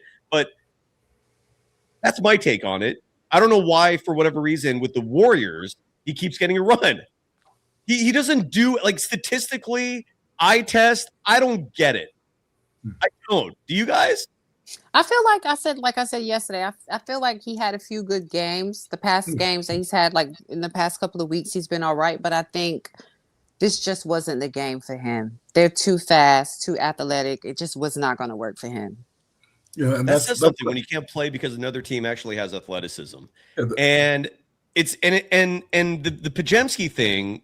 It's easy to hide him and the mistakes and the poor play when you're routinely putting him out there with Steph, Jimmy Butler, Draymond Green. But Steph and Dre are not those guys anymore where they can go out there as a twosome and just dominate, right? And that's where the decline, I think, is very real with these players, Steph included. And I don't mean to insult Steph, but, I mean, He didn't look like he was dominating shit tonight, and we'll find out just what Steph is going to do here long term now that Stephen Curry's gone. But my point is, when Podziemski is not surrounded by Hall of Famers, I don't see him doing jack shit. I don't see him taking over games. I don't see him leading the team to wins. I don't see anything. Even earlier this season when the Warriors played the Sacramento Kings and they opted to bench Steph, Jimmy, and Dre, like he put up some good numbers, but they still lost. I mean, when has Podziemski ever led this team to a win? I can't think of one instance. No. Maybe I'm sounding harsh. I don't know, but at the same time, it's like I'm trying to be realistic here. It's like of the remaining 14 players on this team, why is Podziemski playing over literally anyone else? Like, I think Pat Spencer's a better option. That's just me. And I know some people will think that's crazy, but at least Pat takes his point guard position seriously. And every time Pat plays, he's getting assists and setting up his teammates. And he's more physical and more athletic than Podziemski as a former lacrosse goat, essentially, who decided to use his 5th year of eligibility to play basketball. And now both him and his brother Cam are NBA players. I don't get it. I don't get it. Pat Spencer tonight, by the way, played 9 minutes, 25 seconds and still managed to come up with 9 points and 5 assists. And you're going to sit here and tell me Podziemski's better? The only thing Podziemski brings to the table that I see is hustle. And that shit is cute in grammar school. You know, that shit is like yay in high school. Like, you know, the hustle guy. I always remember coaches in high school ball, like, for whatever reason, like just, you know, having a soft spot in their heart for the Johnny Tryhards of the world before they got cut, because you still need talent to actually play and win. But that's the only thing I see from him. And maybe Kerr just loves that so much and thinks that work ethic is going to just be contagious to everyone else. But these are NBA players, man. That's such a lame tactic if that's what his thought process is. I can't think of anything else. Like Steph the GOAT saying I'm a Pods hater, so defend him. Come on the show right now. Anyone's welcome to come on the program. Come on the show and explain to me what I'm wrong about, please. Like, what am I wrong about? He can't play defense. He can't shoot threes. He's not a scorer. He's not a playmaker. He doesn't collect assists. He's not a good free throw shooter. So what is he good at other than just hustling, taking charges, like doing weird random things like that don't translate to wins? Elaborate, please. Sharia, what are your thoughts on that? I know I sound harsh, but what am I wrong? Am I wrong? I don't know. Maybe I'm going too extreme here. Correct me, please. If I mean, like I said, the past few games, I feel like he's delivered. I feel like when we were critical of him, not just us, everyone else, he answered the call. He stepped up and he delivered. Just saying, the past few games, I feel like he has. Fair. I mean, granted, these were against like the worst team, like some really bad opponents. That is true. That is true. Like that's one of many trends I noticed with Podziemski that I don't like is the only time he plays games where like there, for example, side note, there's a Twitter account out there. I forgot what the handle is. Forgive me for this. Someone in the chat maybe knows that it's a Podziemski Twitter account. And the pinned tweet, meaning the tweet that's sitting up at the top, says, I will not tweet ever again until Podziemski scores 30. And that thing has been sitting there dormant for a year and a half. It's just he kept to his word. This person kept to his word just because Podziemski never puts up points. I just don't understand, like, you know. And by the way, a Barber brings up the fact that Pods is a 41% three-point shooter. That was before today's game. And I bring that up largely because Pods is not a high volume three-point shooter. Like when you look at the three-point attempts, it's not a enormous number. So after tonight, that 40.9 or whatever it was, it's probably back down to 39 now, because that's what happens when you have a 1-for-7 game from deep. But he's a sporadic three-point shooter. It's not like he's not a high volume guy. Like wake me up when he's putting up 10 3-point attempts and he's still making 40% of them. It's easy to look good when you have games and you're going 2 for 4, 2 for 5. And all those shots are open. Yeah. All those shots are open. And they're open. Well, that too, but put them on a team like the Wizards, all that crap that Pods is talking, to other teams' benches. They're remembering that. So in 2 to 3 years, when Pods is still in the league and Steph is out, they're going to go at him. And just like Grant Williams right now is a a no name that you barely even know is in the league, he used to talk that crap too. He did. Draymond Green said that you wish you were me. You wish you were me. And Grant Williams was playing on the Celtics, so you had a spotlight. Like, we knew who Grant Williams' name was because he was playing on a team that got TV time, and he was playing against the starters. But now, like the other day, I forgot who we played. See, I don't even know who we played that he was on Miami. the team. Yeah. Miami. Was it Miami? No, I think the Miami game he is the one that the Sharia, I'm guessing you're looking at specifically, because he had 24 points in that game, was 3 of 7 from deep. And yeah, he had a good game against Miami. Well, I was talking about who did we play that Grant Williams was on the team. And Charlotte. Those 2 games. Yeah, we were like, oh crap, he's still in the league. That's going to be Pods, everyone. He's got the Pods. It has a spotlight on him because he plays for the Warriors. He plays next to Steph Curry, and he's get a little name. But eventually, someone's going to call him out and say, "You wish you were me." And then 5 years from now, he's going to be on a bench, probably a little chubby. That fluffy hair is going to be gone, maybe receding hairline. Oh no! And he's going to have some fond memories of when he was taking minutes from Klay Thompson. And I'll leave it at this. Where I was going to finish my point as far as like the bad organization that I finally come to the realization we were never light years ahead. All right, the Warriors got lucky. The Warriors, a fluke of having the Steph Curry trade rejected, and instead they traded Monte Ellis when Steph Curry was injured. So they wanted to trade Steph Curry. Jerry West saved them from trading Klay Thompson. What would Jerry West say if he was alive and he was a consultant and we had Jonathan Kuminga on this team for the last few years? What do you think his advice would be to Joe Lacob and Steve Kerr? Because Jonathan Kuminga is a very highly intelligent man from the Congo that carries himself very well, and I'm pretty sure Jerry West would have seen the same things that he saw in Kobe Bryant: the personality, the drive, the will and want to get better. With the fans that are pitting Kuminga versus Kerr or Curry, Kuminga he might not be. I think he's respectful to authority, which is why he hasn't choked his coach.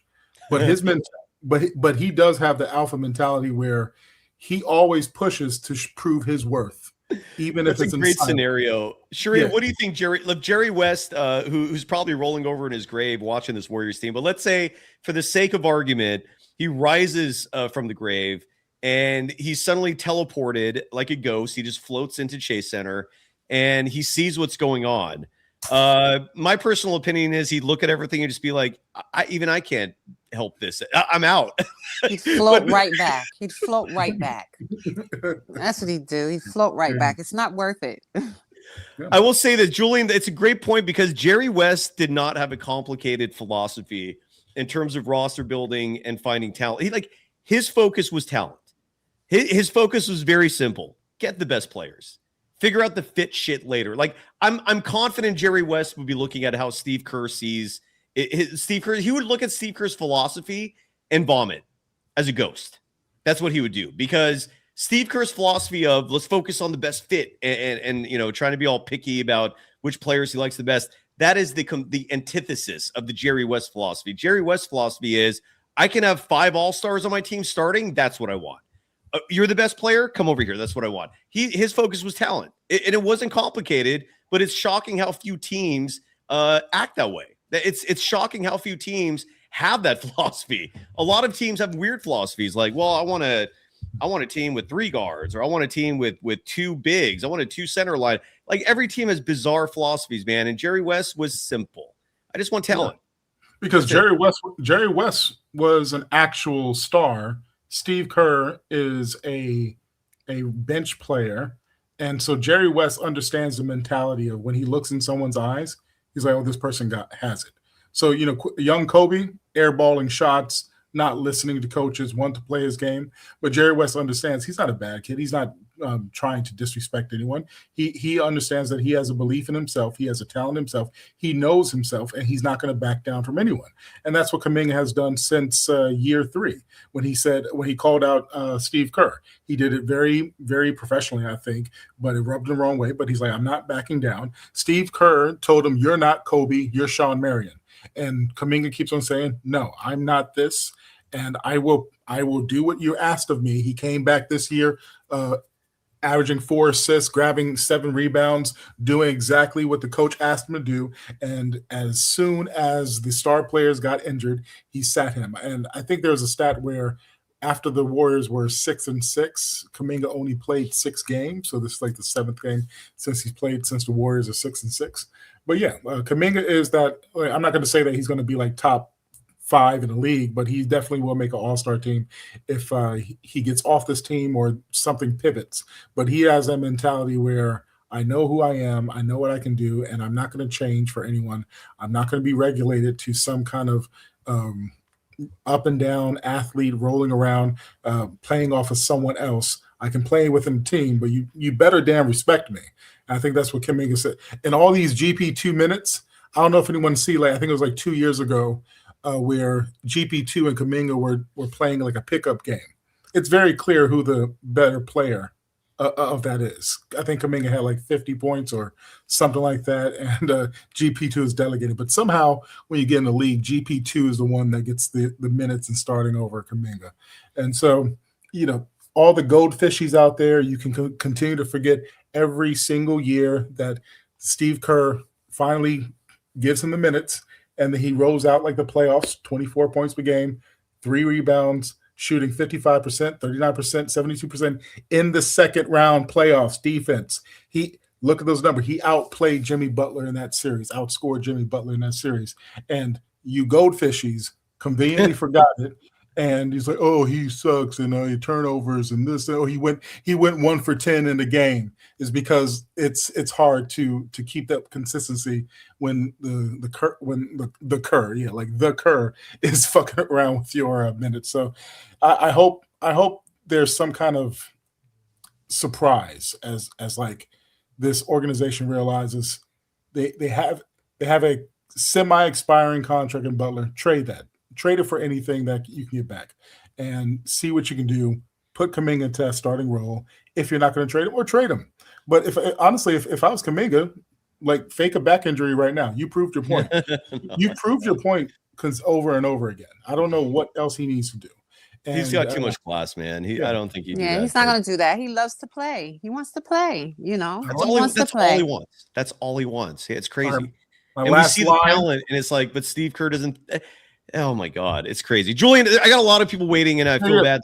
My last line is that Kuminga needs to put on his headphones, and he needs to be saying, if I'm going to do nothing, I'm a ball, counting all day like the clock on the wall. Get your money. Little duffel bag boy. That's what he's saying. He's doing a little Lil Wayne rap. I get it. I definitely get it. Sheree, what were your thoughts on Draymond's play tonight? And I bring him up because we haven't talked about him at all. He was not DNP'd. He was out last game because of an ankle injury, supposedly. I mean, basically, I think ultimately they decided to rest him in the first of a back-to-back. And what sticks out to me from his performance tonight was he was wide open like usual for 3-point attempts, because defenses don't care if he shoots those threes. They rather live and die with that. I'm still laughing at how insulted and offended he was by the Hornets. Like, every team does it, but for whatever reason, the Hornets like triggered him. like he did not appreciate the Hornets playing that defense, even though every team plays that defense. But Dre just was really upset with the Hornets for whatever reason. He's still like talking shit about him on his podcast. It's funny. But tonight, he was left alone again, and the threes were not falling. He was 0-4 from deep, finished the game 6 points, 6 rebounds, 5 assists, did have 2 turnovers. And we'll talk about DeAnthony Melton in a little bit, because Melton had 5 turnovers, which is kind of crazy. But we're talking about Dre. Your thoughts, if any, because he was pretty inconsequential from what I saw. He was tired. They're old. He was tired. You got to understand. They played yesterday. He's tired. He didn't play, though. That's why. Oh, yeah, he didn't play. He's still tired. They're old. And then another thing, what's happening with him is this Jimmy Butler thing is messing with him. Like I said, they're drained emotionally. They haven't processed it yet. Yeah. That's a lot. That's a lot to think about. Like, they lean on Jimmy Butler, and then that means he's thinking that's more work for him, This man has such a silky smooth voice, and it's been a little while since he's been on the show.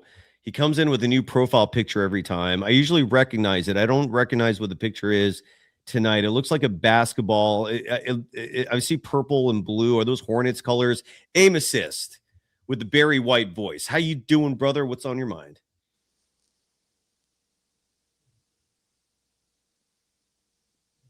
You're muted, Amy, just in case you're not aware. Do you want me to unmute you? Here, I'll unmute you, Aim. Oh. All right, we'll try you again. Aim, well, I'll come back to you. I don't know what's going on. Let's go to Gary Garcia. Gary, you ready? I see you looking down at the phone right now. Are you good to go? Give me a thumbs up if you are. Oh, we lost Gary too. Okay, Gary, come back. We'll bring you on. Let's go to Slash. Wasn't Slash just on last night's show? Good to see you again. How you doing? What's going on? How you doing? How you feeling? Doing all right, man. How about yourself? I'm all right. I didn't watch the game, so let me get that out of the way first. But hearing what everybody said, I didn't watch the game. With that said, I got some strong opinions. No, I do because it looks like this civil war is just going to keep going. And I think as far as Curry and Draymond looking tired, I think they're trying to process this whole situation now, right? This is like end of career type thinking now. Like, what do I do? And I was watching this morning. I think Boogie Cousins said it on his program. He said, the reason Jimmy is hurt is because they weren't playing Kuminga. If you play Kuminga, Jimmy doesn't get hurt. And Armando and I were saying the exact same thing. It's what's one of many reasons why this is infuriating. And this was the front office plan, which was Kaminga is there so you don't have to give Jimmy this burden. Exactly. There are other players on this team to alleviate the pressure of these aging stars. That was the plan. And when you sit here and deny the fact that the DNPs have something to do with it, bullshit, man. These are old dudes that you're putting pressure on, and Kaminga's sitting right there willing to take minutes. That part infuriates me. Go ahead, sorry. They brought in Jimmy for a reason, right? But then what happened? They started to overuse him. And I saw it like maybe 2-3 games ago. I said, he's not moving this thing. Like, he was moving fine. He was doing his thing, but I could tell it was starting to wear on him. And then last night happens, and now here we are. And I have a lot of respect for Kuminga's agent, because he didn't have to do that whole tweet, but it was sound. It was perfect, actually, because I just think now the organization really has to take a look at everything. Kerr, everything, because there's this could have been avoided, right? It's not like they didn't have other help. This could have been avoided. And now you got Kaminga playing free and scoring pretty well from what I saw from the box score. So, yeah, here we are. And I don't know what they're going to do, because they're kind of, now they got to make a real decision. And what does Steph want to do, right? Because he's seen too many of these injuries where it's like, dog, I don't want to, like, what do I do now? Right? The look on his face was the same look he had when Clay got hurt. Yeah. The same one where he knows this is going to be a 2.5 year process now. And what do I do? Because I don't think he wants to leave. People are talking about, oh, he might get traded. I'm like, he doesn't want to leave. He wants to be a one-team guy, you know? So I don't know. Have you seen that clip yet? The one, oh, shoot. Sorry. Wrong button. Have you seen that clip yet of Boogie and Chandler, or maybe it was just Boogie. I mean, it was Chandler Parsons, Lou Williams, three of them. Boogie and Michelle Beadle. Let's watch that. Unlike the crooked NBA, actually, I can literally play this clip. FanDuel. It's FanDuel. Yeah, sweet. So let's watch that real quick. It's just a minute and change. Here is Boogie and company talking about this scenario. I actually have not seen this yet. I read the transcript, but I've not seen it. So Where is my? Here we go. Here is Boogie and company talking about this mess. Obviously, with Steph still having, time in his career to still go compete for more rings. I don't think he's that type of guy, though, Boog. That's what I'm thinking. I don't, a lot of guys will go ring chase. I don't think that's Steph. I'm not saying it's ring chasing. I'm just saying giving yourself an opportunity to compete at the highest level. I think it's going to be in Golden State. And by the way, what? They have no assets. The data with them and the offense and their wins and losses with Draymond, Steph, and Kaminga, the lineup of Draymond, Steph, and Kaminga isn't horrible. Yeah, but so now again, can Kaminga get over the Steve Kerr thing? By the way, his contract's also up. So is there a world where the Warriors? The question is, can Steve Kerr get over this Kaminga? Well, they just showed you last night he's not going to play. Well, that's because Kaminga basically even in a blowout, he still didn't play. In a blowout, what every single person in uniform got an opportunity to compete except Jonathan Kaminga. He's not going to play for the Golden Well, he's not State going to play now till the trade deadline at least. Yeah, but my point to Boogie about Steph Curry, yes. I would love to see him compete for a championship again, but his personality, his pedigree, and what he's done for the Bay Area, I absolutely don't see him asking out or them even thinking about moving. What if he does it from? Let's say this. From how he carries himself. Okay, so there you go. So, and it is funny how no one can ever predict what's going to happen with this team. You just heard Chandler Parsons sit there saying Kaminga's not going to play until the trade deadline. Yeah, he is. He played tonight. This is because none of this makes sense. None of this makes sense. It's damn near impossible to predict. It's also why, again, I give kudos to our audience. You're literally the highest IQ because we might be the only show telling you what's going on as closely, as accurately as we can. But it's a mess. It is a shit show. And with that said, though, I do appreciate Chandler Parsons there talking about the fact that Steph, Dre, and Kuminga on the floor together. That is a positive. Mm-hmm. I don't think we saw that at all tonight, or we saw it for like a very brief moment, I think, in the second quarter, but we didn't see that much. And I'm not ready to throw the towel on this season. I don't know if the team is still a championship contender, but they're gonna be exciting. And they're good as long as Kerr doesn't screw this up by with these ridiculous lineups like we saw in the first half tonight. If he comes around and he's shown that although it takes a long ass time for him to do so, as evident by the fact that it took nearly 3 months for him to realize, okay, Buddy Hield should not be playing, and now it's like a whole different story side note, right? The dynamics completely shifted. Maybe Buddy should play again. We'll find out. But my point is, it's unpredictable. None of it makes sense, but there are pieces on this team to keep things exciting and to pursue a playoff berth. And if Steph is still that guy, you can't write this team off. You can't. I just have always said, let's give Steph and JK a chance. And for whatever reason, Kerr is so adamantly opposed to that, which is crazy. But anyways, any thoughts from either of you? I do think that Steph, I know that it's Steph's system, but I think Steph's going to have to share a little bit in order for this to work. Like, you're going to have to incorporate a little bit of Kaminga's way of playing. You know how Steve used to say it doesn't fit? You're going to have to adjust to Kaminga too. Because if you can adjust to Jimmy, you can adjust to Kaminga. Yeah. Playing within the Steph system is just like dragging him down. He's got to be okay with that. And sometimes it makes me question, is it all just Steve? And I hate to say that, but I'm just like, I don't know. I was watching his body language tonight on the bench when they were in the huddle. He was off to the side. Like, is it all just Steve? At one point I thought, oh, Mike Dunleavy, like his hand middle between Joe Lacob and Steve. And then he comes on tonight and it's like, says what he says. And I'm like, oh, okay. So you two are in cahoots.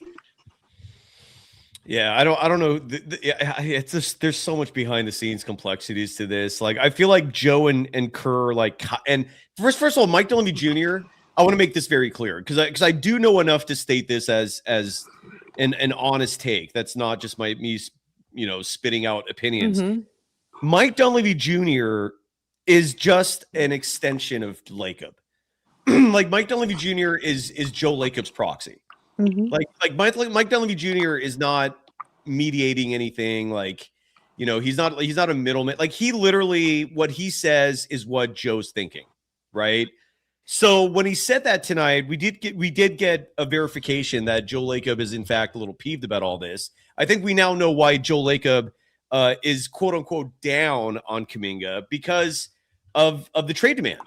The trade demand pissed him off. But I think Joe Lacob needs to be at least be living in reality a little closer than he is, because do you not see how badly Kerr's screwing him over? And my guess is he is seeing it, but it's not like as big of an issue to him as it is to like a lot of other people watching this and wondering, why are you not doing anything about this mess? It's unfortunate. With all that said, though, again, do not be surprised. I'm telling everyone this. Do not be surprised if this is what you see for the rest of the year. Yeah. And when the offseason comes, like, Kuminga has that team option for next season. Whoever has him next year, they're not going to just let him exercise that so he can be an unrestricted free agent. So meaning after the season, the Warriors are going to have a very tough decision to make. Either you give him an extension and you move on from Kerr and Kuminga's a piece moving forward, or you trade his ass, right? It's that this offseason is definitely a fork in the road moment for the Warriors and Kuminga, because I can assure you they're not going to just roll with them next year on an expiring contract. That is like they value asset management tremendously, and that is not how you manage an asset, especially if you've gone this far with them. And you're not going to just give up at that point. So that's I'm just telling people, be ready for that. And with that said, I'm not down on the idea of this team being the way it is. I just think you have to play the right players, and that includes, again, pods. Just sit over there. Just sit over there. Make yourself comfortable. Put one of those little butt pads on, and just root for your team. That's what he should be doing. Like I don't see how I don't agree with he's that. ahead of other players. I don't agree with that at all. Why not? Why not, Slash? Because if you look at what happened yesterday, look at what happened. One pass, Jimmy went down. That's it, right? Now he's out for the year. We don't have. I think what I'm saying is, I'm not saying pods is like the answer. I'm not saying that. But I think right now, we don't have a lot of margin for error, right? So you kind of need to get everybody generally on the same page. And that's where I'm concerned with Kerr, because that's not what he does. Once he finds something, he just milks it until the player gets injured. Okay? So I'm not saying you can't reduce his minutes. I'm saying you need to keep him still engaged, because just in case you need him, and he might be able to do what he did last night towards the end of the game, where he shot, 2 threes, I think. Anyway, my point is they're in a real conundrum, okay? And I think everybody knows it. I think Lacob was at the game tonight, right? He's at every game. He's always sitting courtside. I'm still waiting now. What's up? No, I'm saying, so we've seen Kaminga now live in a game. Mind you, they didn't win, but that's not the Again, yeah. He's at every game. For folks wondering, Joe Lacob is at and maybe every, I mean, maybe I'm going extreme saying every, but he's a typical I know he's at most games. Fan, which is he kind of is. I mean, he's sitting courtside pretty much every game. I'm curious to know, because someone in their chat tonight said that he was really emphatically rooting Kaminga on and being excited about the dunks and the plays and all that. I'm waiting to hear confirmation, because I could not see that on the screen. Joe's typically sitting on the near side if you're watching on the TV screen, so you can see the back of his head. And it also makes it very hard to see his reactions and how he's feeling and stuff. I don't know. All I'm saying, Slash, is if Podziemski suddenly was just not playing anymore, it doesn't hurt the team. Oh no, I feel you. I get it. We don't have that many options, and Kerr is not that creative either. Like, it took he's just not. All right, it took the team to basically tell him, no, we can't play the same way we do when Steph is out there. Like, it took somebody to tell him that, but he should already know. And so now, next game, we're gonna have to do the whole waiting game, because what is he gonna do with Kuminga now? I think he has to play him. I don't think he has a choice now. And because of his they don't fit thing, you basically got Jimmy injured because you don't know how to manage two similar players in his mind. That's all. Tim Price Hero in our chat saying that there's a video clip. Let me see if I can find it of Joe Lacob standing up and cheering when Kuminga got the +1. Armando's cousin Andres saying that Joe's wife gave Kuminga a standing ovation. Let me see if I can find that clip on the socials. But yeah, there you go. I mean, if Andres is saying it, I 100% trust Armando's cousin. Not saying anyone else is lying, but that's a source I know is who they are at least. Slash, any final thoughts, brother? Nope, not at all. I appreciate y'all, and we will continue to watch this devolve or evolve. Who knows? But yeah, have a good night. You too. Good night. Thank you, Slash. Here's the clip, by the way. I think I can get away with playing like 3 seconds of this without getting flagged, I hope. And if you're watching the recording of this show and suddenly this little section just blips, it means that we had to trim it out after the fact. But apparently, this is courtesy of 95.7 The Game. This is Joe Lacob cheering. What was the play? What did Kaminga do? Was this a +1? Yes. All right. So here's Joe. Okay, we stood up. Is that his son next to him? All right, I can't play any more of that. I'll get in trouble. So there you go. Okay. Not much to read from that. He just, he stood up and cheered, whatever. Better than him just standing there doing nothing. I think if Kaminga did a +1 and Joe just sat there like this. Right. It'd be very telling. And there's something to look into there. But yeah. All right. Aim, do we have you now? Are you back? Aim? I will try again later. Chris from Florida always comes in with some hot takes, and he speaks eloquently, articulates his verbiage clearly. Chris, how you doing? You're muted. We can't hear you.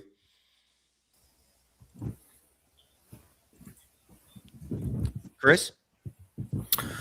Come on, get your money, little duffel bag boy. Now come on, get your money, little duffel bag boy. What's going on? How's it What is that? going? Is that from a song or what was that? That's that little Wayne that Julian was talking about. Okay. I'm saying this was a shot of energy tonight right here. How you doing, Sharia? Hi, how are you? Good. Yeah. Good. Yeah, always enjoy listening to you. I mean, and I get people talking about being measured about their criticism about, Pajensky or anything out there, because you don't want to be popping off with people. And then you come off the chat and wonder if you're putting negativity out there. But, we're just passionate and venting about what we're seeing. I mean, listen to this chat tonight. Listen to these regular callers. I mean, we're on fire. We all see it. We all know what's up. We saw it.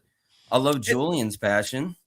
He was on fire. And Chris, it ain't personal. For the millionth time, this is sports talk show, and we're looking at a Warriors roster, and I'm just sitting here telling you, a guy who gets a lot of minutes on this team should not be getting a lot of minutes. That's all I'm trying to say. These are guys making millions of dollars to bounce a ball and shoot it. So again, it ain't personal. It's just, if you're a professional athlete, schmucks like me with 2 thumbs pointed his direction comes with the turf. It's, you're going to get criticized if you're not delivering, making those millions of dollars. That's the extent of it. Nothing personal. I mean, when I call him Sideshow Bob, that's a little, I could understand if people get a little, peeved by that, because I'm making fun of his hair. I get it. But I just don't, his game is just kind of like meh, Yeah. You don't know? Yeah. You know? You don't know? I do know. Okay, you do know. Okay. Yeah. No, absolutely, man. Listen, I've already said I get post-traumatic stress when I see him out there. I'm just like, what are we doing right now? Every time.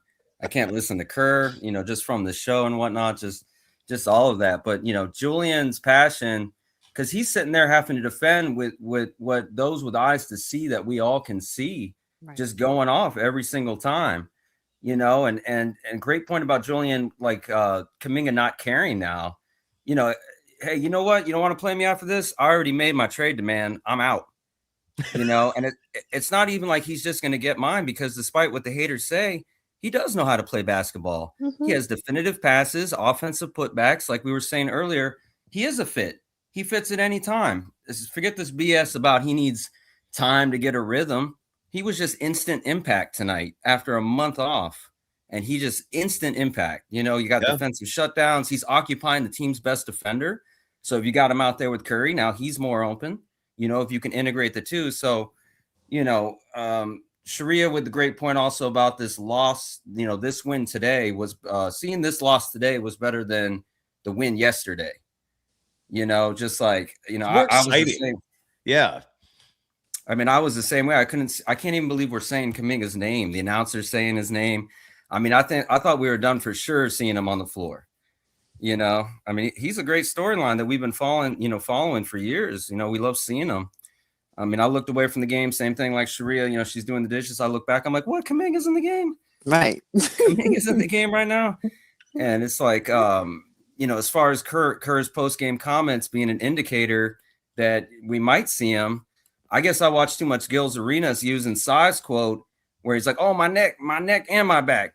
He quoted that saying that's how I would have ran it back in the day. I wouldn't have been playing.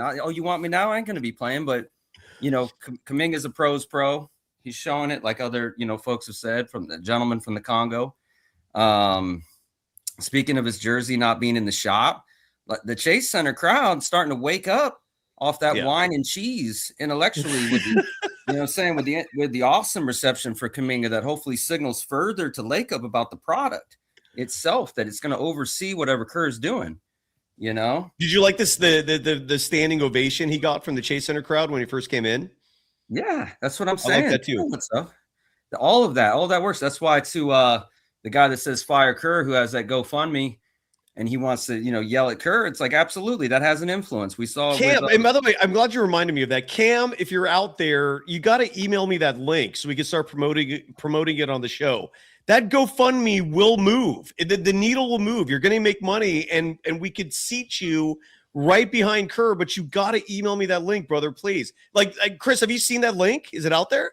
I haven't seen it. I haven't either. Yeah, I think he told me he DM'd me one, but the link didn't work. And Cam, email me that link, please. Let's make this a reality. I want to see you on the TV screen, 2 rows behind Steve Kerr. And if you can sneak a sign in, like just hold. Could you imagine like the camera goes to Kerr and he's standing there like barking or doing whatever, and there's just Cam in the background with fire Kerr?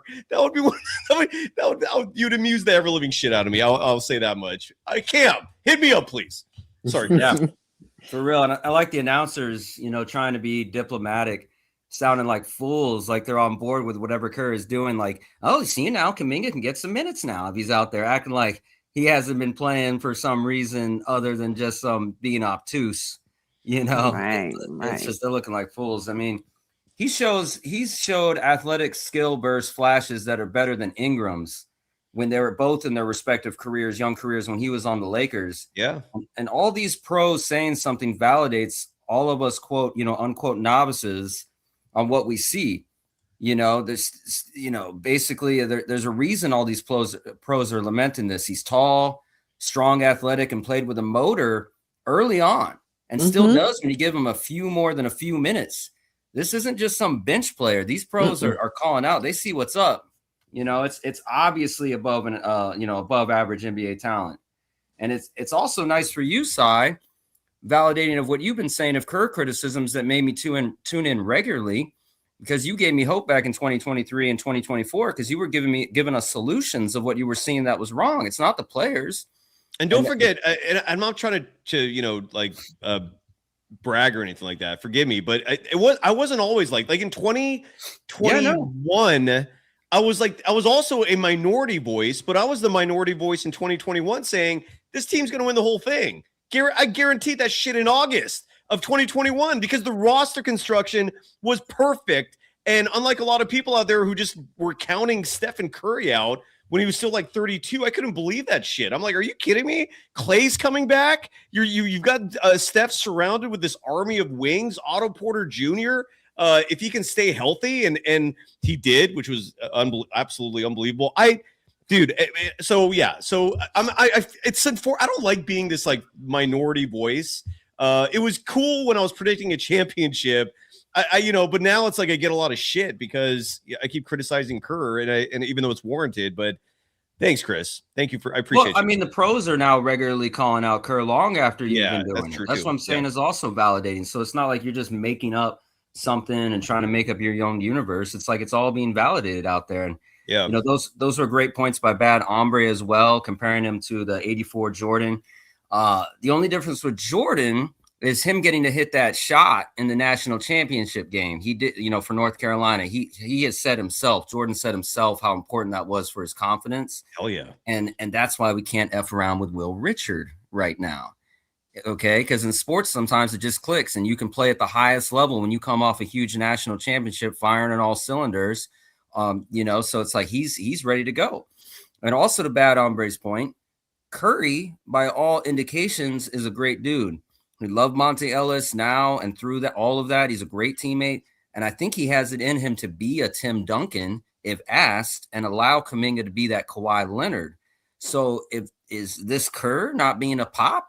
It seems 100% this is Kerr not being Popovich and allowing Kuminga to take more dominant minutes, and then Curry preventing injury ball like Armando is always talking about, Sharia and Chris, can I throw a trade proposal out to you? Yeah. Mm-hmm. And I don't know if Dallas would do this, but I'm curious to know what you two think. And this is not some big trade, some swinging big D word trade. This is just something that would feed nostalgia, and I think would actually help the team as well. Would you trade Buddy and Podziemski for Klay Thompson straight up? Yes.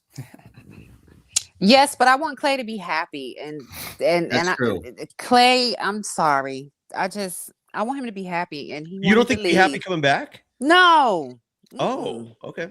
Yeah, he might have too many sort of sore memories, and is maybe something weird there with Kerr. But I just said yes right away because any reason to get rid of the crutch. Right. Well, exactly. And Podziemski was the primary irritant of Klay's. Like Klay wasn't turned off so much with the idea of being benched. It was the fact that he was going to get benched for Podziemski. And I don't blame him. I get it, Klay. I get why that would upset you, because he is not a better player than you, even now. So I bring up the Klay thing because let's say for the sake of argument, you make that trade. Suddenly you have a starting five of like Steph, Klay, Kuminga, Dre, and I don't know, Quinn Post. That would be your starting five? And then your second unit is like Melton, Moody, everyone else, like Trace Jackson Davis. I would actually like that team. I think they could surprise some people, but I don't know. That's just me. Yeah, I mean, the thing is that Kerr, he obviously is a pro coach, but he's a former pro like these pros. And it's like the fact that he's diminishing his ceiling when Kaminga, to Julian's point, early on had that irrational confidence like all pros need, that he's trying to be Kobe. And, he said, you're a Sean Marion, you're a Matrix. Yeah. Which is someone that was on his mismanaged Suns team. So that he traded. That he traded, So for calling him like a 38-year-old Shaquille O'Neal or some shit like that. Yeah. Kerr just makes no sense, man. I just feel like Kerr is like the master of just throwing crap against the wall. And if it sticks, great. And if it doesn't stick, it's like, oh, well, I get away with everything. It's like, I mean, he does. He does get away with everything. So it's like everything, man.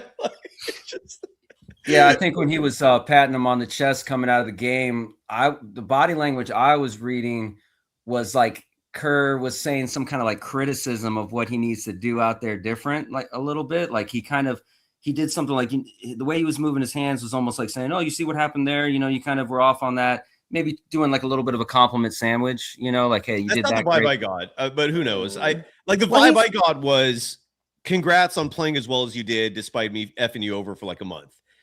Maybe I'm wrong. Who knows? He said that after the game. He pretty much was like, because they asked him what they were talking about. He said he was just asking him if he wanted to stay in or if he wanted to come out, because he felt like he played him enough and he had done well. And it was up to him. And he said Kaminga was fine with coming out. He gave him that choice. Oh, that's what that was. That's what that was. Mm-hmm. Okay, that's good. I like that. Let me see if I can find that clip because we played the one clip of him talking about Kuminga, but I didn't know there were follow-ups. I'll do a deep dive on that. Chris, any final thoughts, brother? Anything else you want to mention before? I mean, that's pretty much it. And you guys are on fire tonight. Just great points. And yeah, man, this was a shot of energy. I needed it after my Miami Hurricanes almost won it all, and then that horrible. And Rick Barry's side note again. He's going to be our post game guest Thursday night, immediately following Warriors Mavericks, which is going to be an early game on Amazon Prime. So the moment the game ends, the Hall of Famer, former Miami Hurricane alum, Rick Barry will join us. But so that's your alum too? My mom's alum. I've just followed them my whole life, and I maybe I would have been better with the blowout, but they could have won. That was crazy. And they throw an interception. But this was a shot of energy. I mean, just seeing Kaminga, it's a heck of a storyline, and just great to see him out there no matter what. Yeah. I mean, maybe trade him now while his value's up, get Siakam before Kerr starts jerking around his minutes or something like that.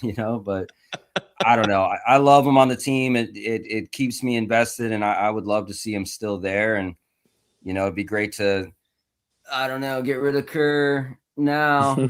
But I don't know what's going to happen. So. I don't know. This front office, man. And I think ultimately it comes down to Stephen Curry and making him happy. And I think that's why they won't do a midseason move. But I'm expecting this to be it for Kerr after this year. I can't imagine him coming back another season. That would blow my mind if that happened. I'd never say never because it's the Warriors and the abnormal is the normal with this squad. But maybe the Jimmy injury was a blessing in disguise because at one point I loved the lineup we had out. Gee out there at the same time with Kuminga. I thought they weren't supposed to be able to play together. Right. And that was a nice lineup. I'm always tracking that. Whenever I don't see that Sideshow Bob out there and I see some tall guys with Kuminga, I'm like, dang, this is a lineup right here, And for anybody thinking like the loss, I mean, they got it down to 14, 10, 9 multiple times, Buddy was going off. Right. But with the energy that was out there, and I like seeing Curry, all the stuff that people were saying was reported, oh, he's not good in the locker room. Look, man, winning is winning. And so when he's going off, they know what's up. Before you go, Chris, Sharia, you and Chris, if you don't mind, I want to do a quick exercise with you. All right. I want you to tell me who do you think wins in a one-on-one game? Okay. All right. In basketball, let's say the Warriors finish practice and all the players are like, let's just do a one-on-one tournament. Okay. So I'm gonna ask you both, who do you think wins in a one-on-one game let's start here. And it's every opponent. We're going to have one common opponent, one common denominator, and that's going to be Podziemski. Mm-hmm. Who wins? Okay. Who wins between Moses Moody and Brandon Podziemski? Sharia? Moses. Brandon can't shoot over him. Who wins between Draymond Green and Podziemski? Sharia? Draymond. That's Draymond. Locks him down. Who wins in a one-on-one between Quentin Post and Brandon Podziemski? I don't know. It might be Brandon because Quentin Post can get butterfingers with the ball. It might be Brandon. Yeah, that's interesting. Depends on how Post recovers. Like if he can block him sort of from behind, and if Post is hitting his shot, then it's Post. I'm always in a scenario like that. I used to always wonder until I watched the video many years ago. In the late 80s, Kareem Abdul-Jabbar and Dr. J played a one-on-one game.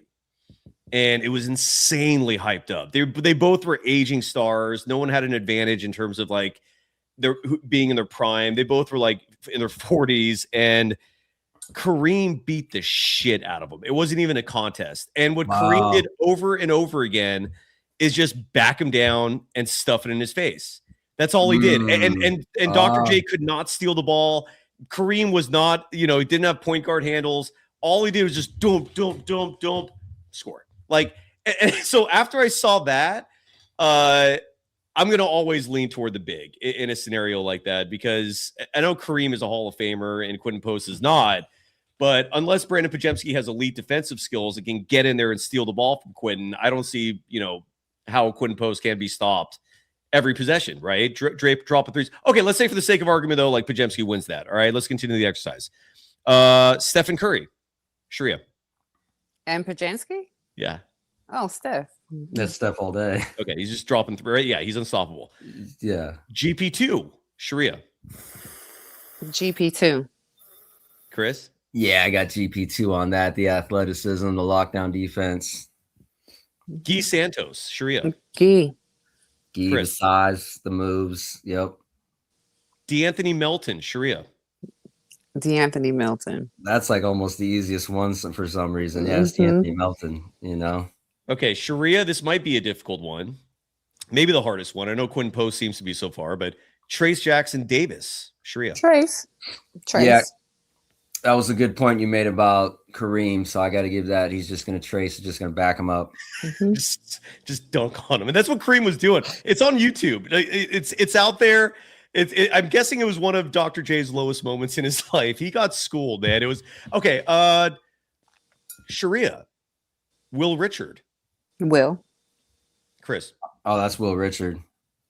Sharia, Buddy Hield. Oh, Buddy.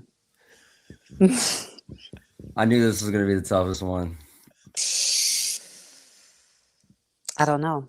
I have to say I don't know. And I hate to say that. I feel like it's Buddy because I just feel like he's got some one-on-one game in him. He just, you know, I remember him in Oklahoma and just what we saw tonight. I still think it's Buddy. What's the size difference? They're about the same height. I think Buddy has a considerably longer wingspan, but they're both listed as 6'4". I think Buddy's a better scorer. Ultimately, I would agree. Yeah. Sharia, Jonathan Kaminga. Johnny. Johnny, thank you for correcting me on that. Johnny. Chris. That's Johnny all day. And last, maybe least, I don't know. Sharia, Pat Spencer and Pajemski. Pat. That's Pat. We saw Pat tonight. I was like, give him Pod's minutes. We saw it. Okay, last one, Sharia. Big Al Horford. Al. Al. That's the Kareem scenario again. Yep. Am I making a little more sense? I just listed the entire roster. Am I making a little more sense now why I think Pajemski should be at the end of the bench? Yeah. Or does that exercise not convince anybody? No, it works. It's not a personal thing. It's just right. On these, there are 15 players on this team. I would rather see LJ Cryer. I know Cryer's only getting garbage time, but I don't know. Oh, but Nick the Greek is saying, first of all, Harmony's saying not Big Al, Old Al. For whatever reason, Big Al is just a funny name to me, but Old Al from Harmonies. But Nick the Greek thinks Pajemski beats Moses Moody. That's an interesting one. We'll have to agree to disagree. I think Moody would clean house on that one. Moody can shoot the three. He's got a 7'1" wingspan. Yeah. I think he can match physicality with Pajemski. Pods already has an old man game, so big old Al's beating him at his own game right there. That's true. You know, that's true. Anyways, so that's my exercise. Hamza Kassem is asking, this is a good one. Who would win in a one-on-one game between Jimmy Butler pre-ACL tear and Kuminga? I'm gonna lean Jimmy just because he's so polished and his game is just is borderline perfect. I know the 3-point shot is kind of like has no arc to it, but he can still hit them, and it's not like Kuminga's is any better. So I would lean toward Jimmy, but I think Kaminga would put up a good fight. Sharia, what do you think? That one I don't know. I really don't know. Jimmy's so clever with it. You know, he prides himself on one-on-one like dominoes, so I can see him pulling the chair and doing a few tricks here and there. But if you do a best of 7, eventually I think Kaminga is going to figure that out, and his athleticism is going to get him. All right, Chris, any final thoughts, brother? Thank you too for going through that exercise with me. I appreciate that. Of course. And again, if you want to check out that Dr. J Kareem one-on-one, it's out there. I miss that. Like the 80s and even the 70s. I don't know if the 70s had them. I've read stories that they did. And then into the 90s, you'd see these one-on-one games every once in a while, like between really talented players. And then they just stopped. I don't know why we don't see that anymore. Those were riveting games. I think Larry Bird played someone. I forgot who it was, but it was good shit. I don't know why the one-on-one format just went bye-bye, but it did. Chris, any final thoughts, brother? That's it, man. It's on fire tonight. Always a pleasure, man. Yes, sir. Thank you. Chris from Florida. Whoops. Sorry. Anything else? I'm sorry. No, that's good. I was just saying bye to Sharia. Oh, bye-bye. Have a good night. All right. You too. Beautiful. Chris in Florida. Last caller before we get Chardon here. This one's a wild card, the Devil, but he's in limbo. It's not just the Devil by itself. It's the Devil, but he's in that limbo status. It's kind of like the Devil in South Park, right, Devil? Hey there, Si.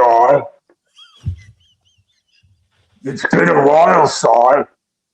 I remember the last time that I saw you, Si. No, I can't keep that going. We're talking basketball here. No, I'm not. I'm doing all right. How are y'all doing? Y'all can hear me okay? Yeah, we're doing all right. What's on your mind? Awesome. Well, there's just so much to talk about. The Warriors is honestly a TV show. It just is. This narrative is incredible. But I just want to start. I just want to start by. I think somebody earlier mentioned Gilbert Arenas in the show or whatever that he has. Gilbert Arenas. And I laughed my ass off, man, when they were talking about this because it's honestly such good drama. But like what they were saying about Jimmy and his knee, and then like post Warriors, right? Like what's gonna happen, and they're like, "Oh, no one's gonna give a fuck." But then like now, because the thing is that they all pretty much agreed that Kaminga was not going to play again, and that he's definitely going to get traded and all this. But then Gilbert said something that was so fucking funny. It was like an ironic coup d'etat. What is it? An ironic coup de grace. And it was like so good, and I was like laughing my ass off. He said that if Kuminga played, if his ass touches the court and he gets another opportunity with the Warriors jersey, he should get choked. And I just thought it was so funny because I think he was saying that as an ironic like way of like describing the Warriors drama. You know what I mean? Like Gilbert. Okay. Because Swaggy P had I saw a clip of Swaggy being like very somber about the fact that there's just bad karma following the Warriors, and he was bringing up the injuries. He was, and they're all calling out Kerr. I love that. Like they're like Steve Kerr is on their shit list, but they were saying that Steve Kerr's actions is leading to all this bad karma, and that there's basically like a dark cloud over the franchise right now. And I saw that. I haven't heard much from Gilbert in terms of opinions on the matter, but I think that was earlier today. That was either earlier. I think it was earlier today that he said this. I think that's really funny. The other thing is that Kerr is very, very stubborn, man. He's never been so. He's such a stubborn man. He could have avoided the Jimmy injury. Obtuse Steve. Yeah, he's super obtuse. He could have avoided the Jimmy injury. Like, we all know this if you were here. And given that it is an insane thing that happened last night and very unfortunate, and then I think Buddy and Kaminga were really trying to win this game in his honor. That's why Kaminga wanted to play. And because I think, it's like, well, let's try to win this for him, let's try to win the rest of the games maybe, or not, or maybe we could just win this one and not win the next one and not win the next one. And then, oh, no, we're tanking. And then, oh, yeah. But anyway, no, I think that, like, yeah, it's like, okay, sure. Because, man, like, Buddy was hitting him, right? And Buddy was and maybe perfect, 6 of 6 from beyond the arc tonight. Yeah. So that's what I'm saying. Like, that just means that there's a lot of heart in the locker room. That just means that whatever people have said about this kid is, I want to say, what's the word I'm looking for? Equivocal. Okay. Yeah, because it's they become satanic behind their opinions, man. Like I'm gonna call out the light years guys. They hate Kuminga, man. They talk so much trash. Oh yeah, no, I call them out. I always talk shit on their live streams. I followed them for a while, like probably around the same time that I started following you. I paid attention to them too. You guys are like they're a juxtaposition to the show, and I like it because. I like this show a lot because you're so funny. You are so fucking funny when you rip on Kerr. For the record, Devil, that matters to me. Like, shit, dog. Like, no one rips on Kerr. Dude, the way you rip on Kerr is hilarious. I do want to make people laugh, man. For the people need to remember this is a show. Like, focus on that word show and do not take that to heart, if that makes sense. Meaning a lot of this is performance, but what I promise you is the context. Like, in other words, if all you're doing is following along with the text, like I'm not going to lie to you. I'm not going to mislead you. I'm not going to do any of that shit, but some of this is performative and we're trying to have some fun here. And I appreciate you for acknowledging that, man. If I'm not making you laugh, I'm failing on my job. So thank you. Nah, this show is super cool. It's super funny because everybody keeps it real. Armando is no offense. You are definitely the owner of the channel, but I feel like Armando's like some kind of general. I don't know. You know what I'm saying? Like that. I can't believe how this guy has predicted this shit, bro. It's insane. But yeah, no, I call out the light years guys because they do talk. Unfortunately, they are haters on JK. Andy especially, he just cannot stand talking about him. He doesn't even want to say his name. That's how bad they just do not even want to. Why? They believe that he just does not fit the system. It's the whole entire thing over and over again. He doesn't fit the system. They don't like it when he has to pull up mid-range. Technical aspects of his game. They claim that he can't dribble, and like when he does, there's a turnover. He's a turnover machine. All kinds of stuff like that, and like they eat up the propaganda. And it's unfortunate to the Estandy, the other guy. Devil. And let me ask you something. What is the appeal of their show? Because I've said this before. Look, if you like this show, I guess you should thank them a little bit because back in whenever they launched, I think it was like 2015 or 16, I remember checking them out. And my immediate thought was, why is this a thing? Like, I didn't get it. Oh, damn, bro. You checked them out hella early. That's a while ago. I started following them, I want to say like maybe 2020 or like 2019, like right around there, like maybe pre-pandemic. But yeah, but the thing is that was a different time. And we all had kind of similar takes at the time. It was like, damn, they almost won that final. Like Clay had that like horrific injury. It was like crazy.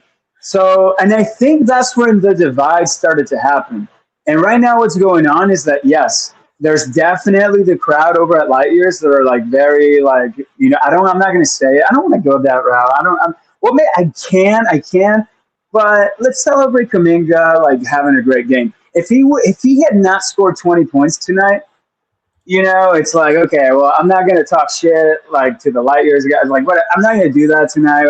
But let's not do that. But he scored 20, and he fucking did that shit. He's the fucking man. So I'm gonna do it. I'm gonna rub it on their face. They didn't go live tonight. Did you not? Did you see that?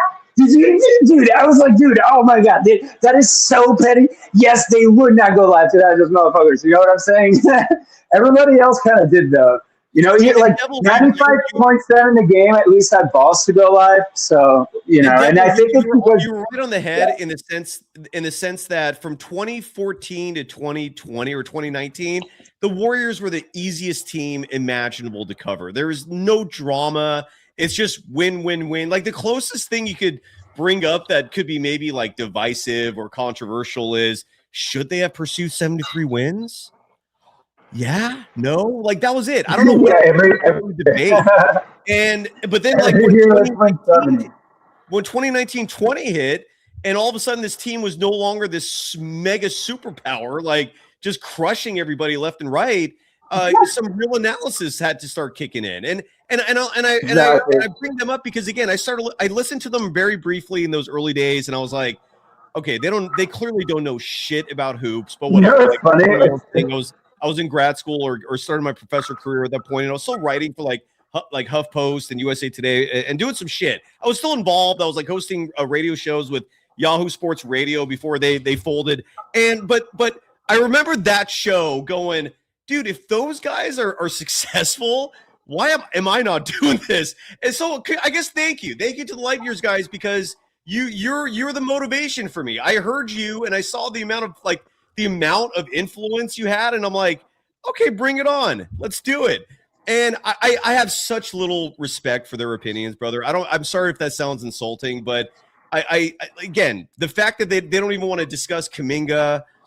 Side note, they have zero connections behind the scenes. Like anytime I see those guys talking on social media or someone else gives me like secondhand verbiage that, hey, did you hear that one of the Light Years guys said their sources tell them that Kuminga's trainer is awful? And I'm like, are you kidding me? Kuminga's trainer is Sophia Jones's trainer who co-hosts with me once a week. What are these clowns talking about? But my point is, like, I've never seen them ever in the media section. Every insider I talk to, they don't even know who they are. These guys have no connections. They're just two fans who I feel like timing wise, they're just fans, bro. Like they're just Warriors, Dubs, goons. It's okay.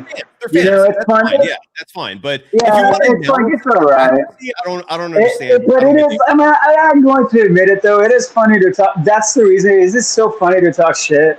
I mean, come on, it is. And it's funny to rub it in their face. Like, come on, guys. Grow the fuck up, dude. JK is a great player. And Devil, I don't know how old you are, but I grew up in an era when in the media game, people in the media scene took huge shots at each other. It was competitive. Oh, yeah, it was fair game. And I don't know if like social, I don't know what changed in this scene where suddenly like if you call out another media member, like they get so offended, and it's like, why, dude? It's like the Wild West. It's definitely the Wild West of journalism for sure. Yeah, it is. Definitely. And to be honest with you, back in the day, no, I was not into at all. I was into nerdy shit, bro. I was into like classic literature and things like that. And love classic. You know what I mean? And so I was reading that instead of like reading actual like sports. Like I wish I would have, you know. But no, I was watching games and basketball. I mean, you know, like. So right now it's fun because of like, now it's definitely fun in this era because you get to have your show and look, you know, I'm interested now into it, you know. What are you reading right now? You brought up classic literature. I just picked up Marcus Aurelius Meditations. I have no idea if it's going to be any good. That's so sick. Marcus Aurelius used to be my Twitch username back in the day. Oh, well, there you go. Or it was the portmanteau of Marcus Aurelius. It was something else. But yeah, no, he's great, man. His what is that? Meditations, you said? That's awesome. Marcus Aurelius was a former Roman emperor, and he's considered to be one of the more enlightened, intelligent ones. Yeah, he was a thinker for sure. 2,000 years ago. And it's just his thoughts. It's a book of his musings about everything he's learned being an emperor. I haven't read it yet. I literally just got it, but supposedly it's just, I'm fascinated to see what an empire, because everyone says it's a tremendous book. So I don't know if it's true or not. I'll see for myself. Well, he's solid. He's solid. Exactly. There you go. Yeah. He was a gladiator. The emperor in Gladiator. I think it was, huh? Yeah. Exactly. Okay. There you go. All right. All right. Sick. Sorry, go ahead, Devil. Yo, man, I'm gonna let you go, man, to the rest of the people, man. And it was a pleasure as always. And I'm gonna let Shardal or whoever's next. I can't do it. Like I can't give it. So funny. I'm not gonna do it, but dude, because I don't want to imitate him, but he's so funny. Oh my god! Like I'm not gonna do it. I imitate other people, you know what I mean? But I'm not gonna do it because he's Were you super holding funny. back on a joke that you were considering dishing out because it might insult him too much? No, not at all. It's because it's because I don't want to take away from the comedy of it. I don't want to like do that because it makes me laugh too. So it's like I don't want to like vulgarize it or anything like that. You know. I respect you for that. Thank you. And where are you, Chardal? I'm waiting on you, man. I want Chardal and Devil on the show together. Yeah. Devil, are you down for that? Sure. Yeah. Well, he's not here. Yeah, sure. He's not here though. Chardal, like the one time where I'm like waiting for him and he's MIA. I don't know where Chardal went. He might have just gone to sleep. I have no clue. He was in the show like at the beginning of it, and then Chardal, if you're listening to this, we're waiting on you. Devil, do you mind if I oh no, there he is. Hold on. There he is. He showed up. There we go. That's our golden days. I know Armando is now the general. Maybe we'll call him the lieutenant on top of being the closer. Stay at home, son.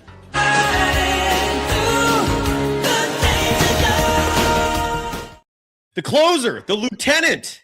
Chardal, meet Devil and Limbo. Devil and Limbo, meet Chardal. Yo, hey, what's up, Devil? It's great to meet you. I've never met you before, and it's finally great that I finally get to meet you. You're a really great guy. I love that you make occasional appearances on Golden Days, and hope you keep on making more. Oh man, this is so funny. You should come here. You should come here every single day after a post game. You should make an appearance on here. Devil, I know you're curious. I'll do what I can, but man, yeah, I love to talk with you. So if you couldn't come on here every single as occasional as you can make it, I would love that. I want to hear what you have to say about the Warriors. Okay, definitely. I'll definitely put more thought into whatever I have to say about the Warriors, man. Golden Days in reference to the Matthew McConaughey movie Dazed and Confused. So what were your thoughts? What were your thoughts on the Jimmy Butler injury? That was very heartbreaking. I'm a big fan of Jimmy Butler. He's out for the season. I don't know when he's gonna suit up in a Warriors uniform again. He might get traded. Yeah. I think so. I think Mike is looking at that. So, Sai, when you initially thought about about when Jimmy Butler went down, what were your initial thoughts about it? Were you very sad about it? It hurt. It was a tragedy.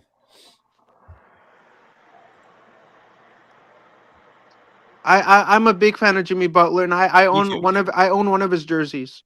Do you really? Do you own a Kaminga jersey? No, son. When I went to the Warriors game in San Francisco, my dad he bought me a Jimmy Butler jersey. What about a Kaminga jersey? Do you own one of those? I don't have a Johnny Kaminga jersey.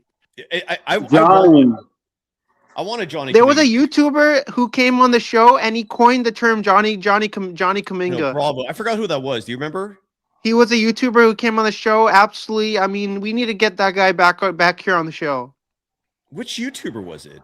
He said Johnny Kaminga. I know which one. Who was? I don't remember what the name of him, but he was really funny. He came on the show in the past. I think it was the same guy who called Lowry Markkinen Larry Markkinen. I think it was the same dude, right? I think it was the same guy who came on the show and coined the term Johnny Kaminga. There you go. Devil, any final thoughts? Well, it is a pleasure to be on the show once again, and it's such a pleasure to meet you too, man. Meet you as well. I appreciate you. You emailed me, by the way, a sponsor suggestion. I appreciate you, Devil. I really do, man. That was kind of you. Oh, dude, yeah. Hey, Devil Limbo, I wanted to say I really love your impression of the Devil from South Park. I think you did a fantastic job. You did a really good job. You should be a voice actor, do impressions for movies and TV. You should do that. That was the best impression. Right, I've never seen anybody do a better impression from something from South Park. That was the best. I mean, I don't think I can beat you on that. If I tried to do an impression, I would fail miserably. I think you did a good job. You'll beat me in that. That's ignorant. Well, I'll do my best. You know? No, but you did sound like the devil from South Park. You did sound like Satan. You did sound like him. I don't want to bring politics into here and bring religion into here, but you did sound really good. It's ignorant. You're being ignorant. Sorry, South Park. All right, man. I'll let you guys go, bro. Shardol, you even made Devil speechless. Bravo. That is impressive. You actually were sitting there just stunned almost. Like, yeah, because I can't decide whether or not I should do like a Satan impression again for just for the sake of it. Or yeah, exactly. So, all right, Devil. And I'm a little bit tired for sure. Sai, so I have a rant. I have hi Sai, I'm a big fan of your YouTube channel. As you make some great content and videos on the platform. Thank you, brother. As the Golden State Warriors suffer a 145-127 loss against the Toronto Raptors from the Chase Center in San Francisco, California. Are you effing kidding me that you let the mother effing Toronto Raptors come into our effing building and drop 145? We nearly gave up 40 points in 3 quarters. That's crazy. Here putting traffic cones, and this game was an effing debacle as we fall to the Raptors by 18 points, and we need to bounce back from this loss because this loss hurt. This was heartbreaking. We got to bounce back from this loss. You know what's crazy? I mentioned this at the very beginning of the show, but you brought up something interesting. The Raptors put up 145 points on the Warriors, which I'm guessing, I'm just guessing here, is a season high in terms of teams scoring on the Warriors. But even though Toronto scored 41 in the first quarter, 38 in the third quarter, 37 in the fourth quarter, the Warriors put up a season high for most points in a quarter in the third with 44. Did you know that? I can't believe we lost to the Raptors, man. Like we tried hard. We fought back. We tried to make our way back into this game and make a comeback. But we failed on every opportunity that was given to us. The Warriors could have easily single-handedly won this basketball game tonight against the Raptors. Well, the Warriors could have won, but I know that the Warriors are resilient. We're a very resilient organization. Agreed. We have a very well-built roster consisting of Moses Moody and Stephen Curry and Quinton Post, Will Richard, and many others. But what were your thoughts on the Warriors' performance tonight? I mean, it always hurts when they lose. When you have a team come in your own building and beat you viciously like that, the way they did today. All I will say is this, besides the fact that I agree with you, every time the Warriors made a run, I think in the fourth quarter, they trimmed the lead to single digits for a brief moment there, but the Raptors were shooting. And the thing I don't understand about the Warriors is that they can hold on to big leads.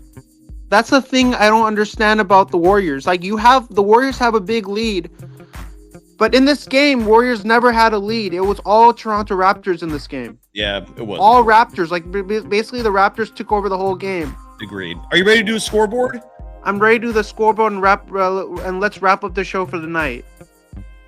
Before we get to the scoreboard, Shardol, I want to actually touch on the standings for a second because something interesting happened in the standings. Over the last 24 hours, you had the Phoenix Suns jump up to the 6th seed, which in and of itself is insane. Like for the Warriors, for example, Barbara in her chat was bringing up, and Barbara, I'm sorry that you're getting into it with a lot of people in her chat. Hold your own, I get it. You like Steve Kerr, and that this isn't exactly friendly Steve Kerr territory. But Barbara brought up that he wished that I bragged more about the Warriors winning 12 of their last 16, and the reason why I didn't touch on that as much as you'd like is because the Warriors, despite winning 12 of 16, are still the 8th seed. They're the 8th seed. It's not like they won 12 of 16 and have vaulted to like the 3 seed or something. The start of the season was so bad, they won 12 of 16, and they're still the 8th seed. They're still 3 games in the loss column behind the 7th seed.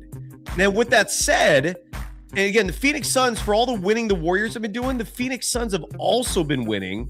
So the Phoenix Suns are now the 6th seed. Minnesota has somehow fallen to the 7th seed, even though Phoenix and Minnesota currently have identical records. The LA Lakers, earlier today, for a brief moment, were the 7th seed. The Lakers are flailing, and I want to call them out because I still believe that if the Warriors can catch anyone, even though that idea is a lot more far-fetched than it was before Jimmy Butler got hurt, to me, it's still the Lakers. Yeah? I mean, as a Warriors fan, I'm absolutely disgusted by this loss. This is the most grim ass whoopings that the Warriors suffered today.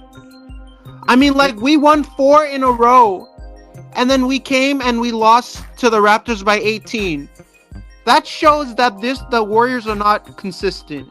Because they won 4 in a row. 4 in a row. They won 4 games in a row. And then they came today and they lost by 18 against Toronto. Are you freaking kidding me right now? Are you freaking kidding me right now? I feel so bad right now. This team has to come back in the next game and bounce back and win the next game. They have to. They have to. Were you encouraged seeing Johnny Kuminga? Because that at least made things interesting again, right? I mean, as a Warriors fan, it was great to see Johnny Kaminga back. It's always good to see him back, but that Jimmy Butler injury. Please remind me who that is. That Jimmy Butler injury. That term.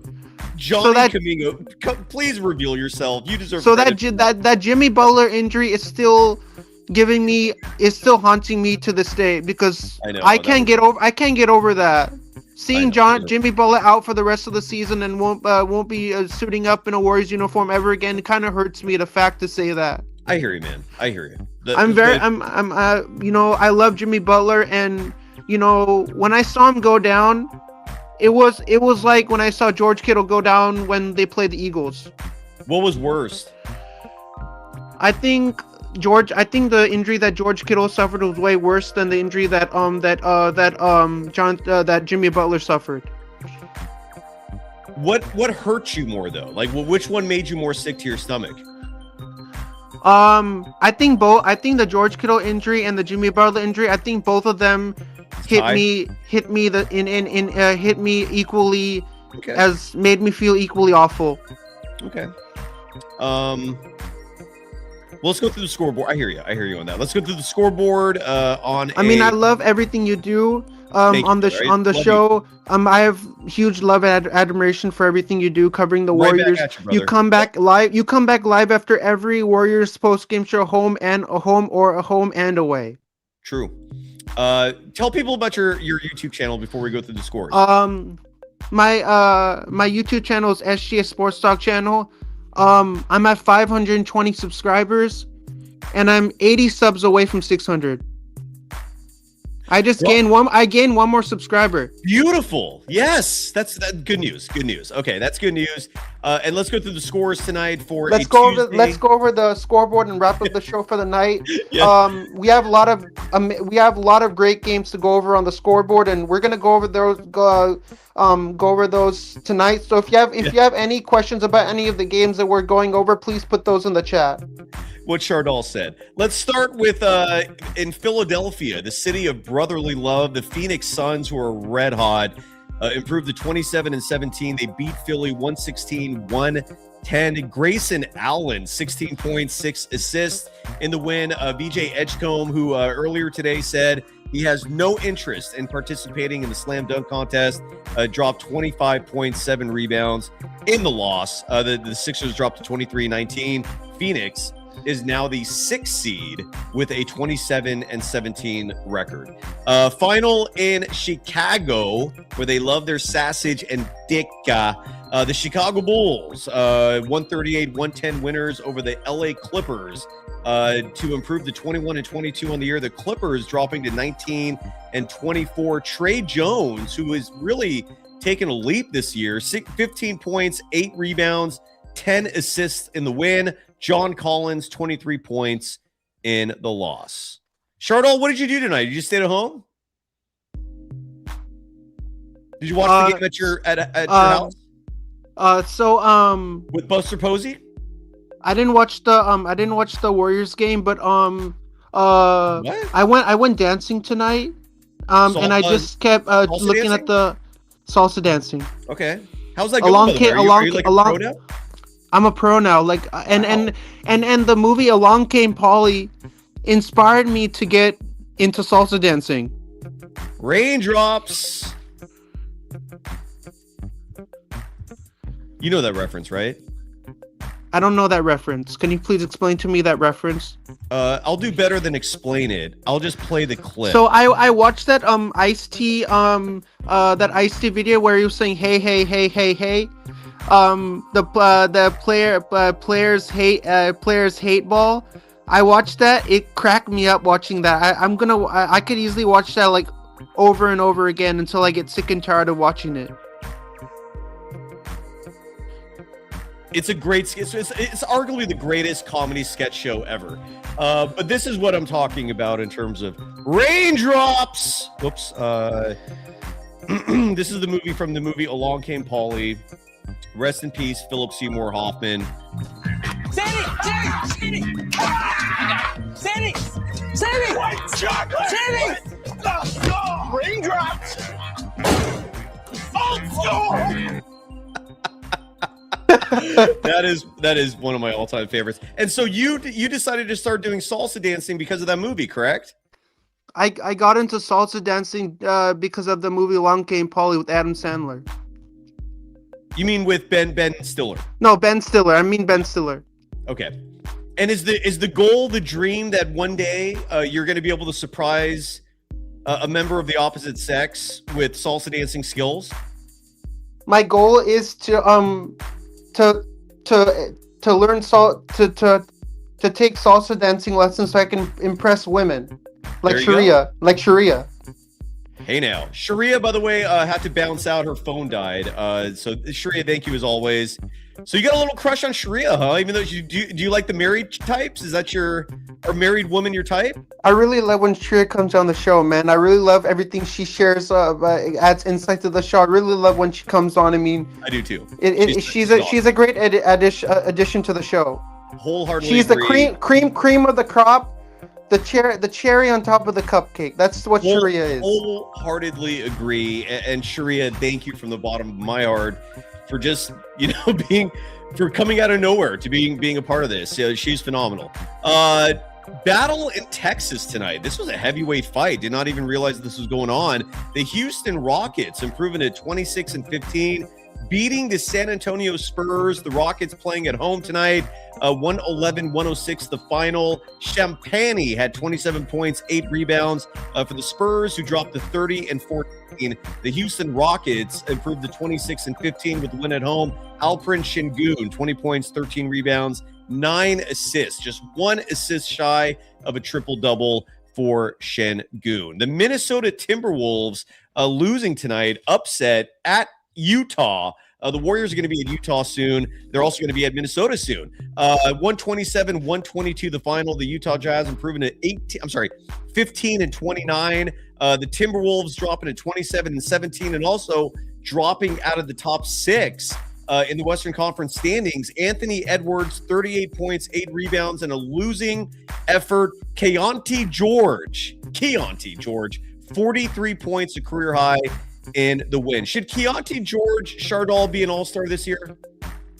I mean, I would love to see Keontae George be an all-star. I mean, like, if Keontae George became an all-star, my best friend who's a Utah Jazz fan would absolutely jump at that if he found out that Keontae George was an all-star, and he would be elated. I mean, I don't know what he would say. He would be so excited. He would probably make a video right after the news breaks. Chardall, is your best friend one of the guys who stiffed you at Dave & Buster's? So when I went to Dave & Buster's for the 49ers and Seahawks game, he didn't betray me. He wasn't feeling like having dinner with me. He wanted to be left alone. He wasn't betraying me. He wanted to be left alone. Sometimes he didn't really feel like it. He said maybe some other time he'll do it, but he wasn't betraying me. He was just sometimes friends feel like they want to be left alone sometimes. They don't want any interaction at all. You're right. Maybe that's how we felt. Yes, people He sometimes wasn't- want space. Yes. He wasn't betraying me. He wasn't. He just needed some space. He just needed some space. Who is your best friend? How did you two meet? My best friend, his name is Andrew. How did you two meet? We went to we went to junior high school. We went to high school, and then we spent a couple of years in college. At San Jose State? San Jose State. All right. And he also stayed in a dorm as well. What did you major in at San Jose State? Recreation management. What do you do with that degree? Are you like a PE teacher? So that's why I'm working at Great America. Wait. Oh, you still are working at Great America? No, I'm going. My first day of work is the 28th of January. Okay. All right. So you work. So you only work when Great America is open. I only work when Great America's open. I only work when it's Great America's open. All right, sounds good. We're just learning more and more about you. You're fascinating, sir. Elsewhere in the National Basketball Association. Why do you like learning a lot about me? Why? And just little bit about myself and what my hobbies are and what I like to do. You're an interesting person, Chardol. I think you are riveting. That's why. I can't believe you didn't know all those things about me. How could I know? That I went to San Jose State. I have a cat named Buster. I knew that. I have a cat named Buster. I knew that too. I just didn't know you had a best friend named Andrew. Andrew, right? Is that Andrew? Okay. I didn't know that. You never told me, so now I know.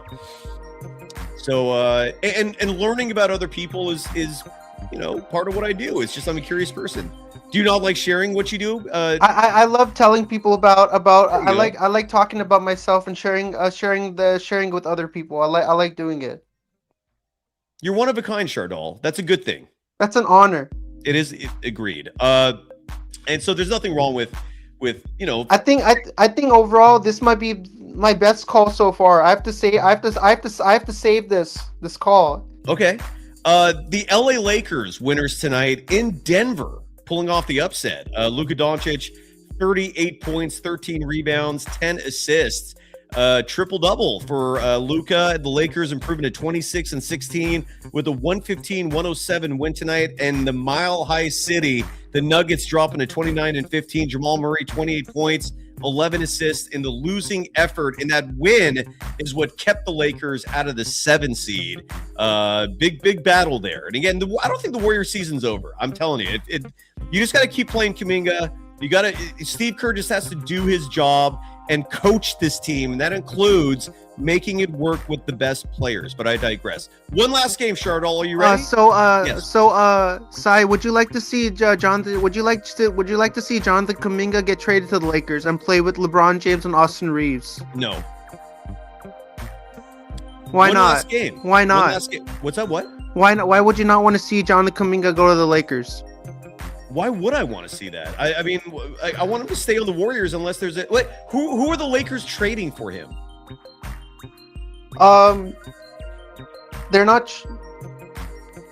How about Jonathan Kuminga to the Lakers and Rui Hachimura to the Warriors? No, I'm good. You're good. Why are you good?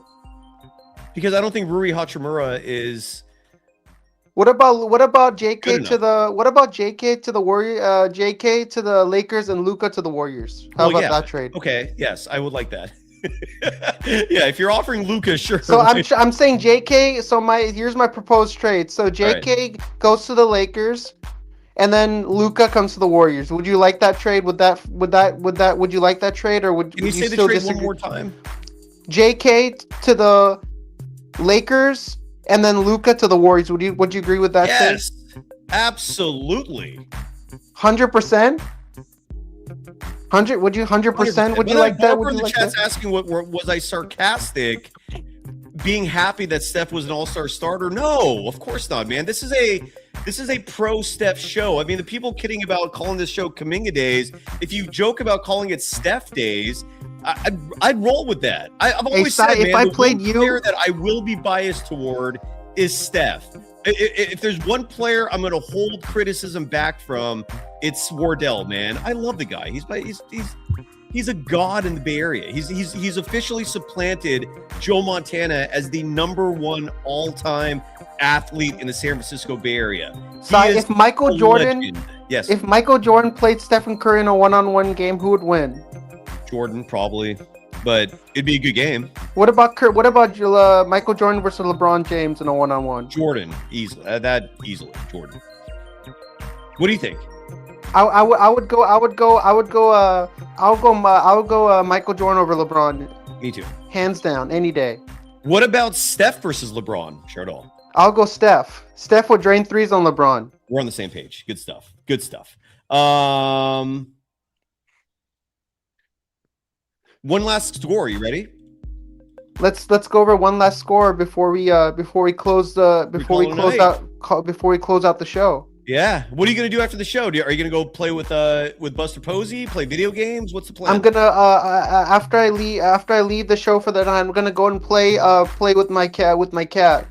And do what? Like you just have a string and a ball, or what kind of game? What do you play with? What do you do? A string with the ball, and he runs around and catches it. Because of my cat Buster, he's been meowing all night, and he's been crying, and he needs me. Will you read this chat? Will you read this chat for me, please? Because this is so funny and random. The only thing that would make it even better is if you read it. Let me say it in my worst angry voice. Okay. I wish Black Jesus would fly out of the foggy steam rice skies of the bay and punch Kerr in the face. Boom. All right, one final score. The Miami Heat were in Sacktown tonight and took care of business. 130-117 the final.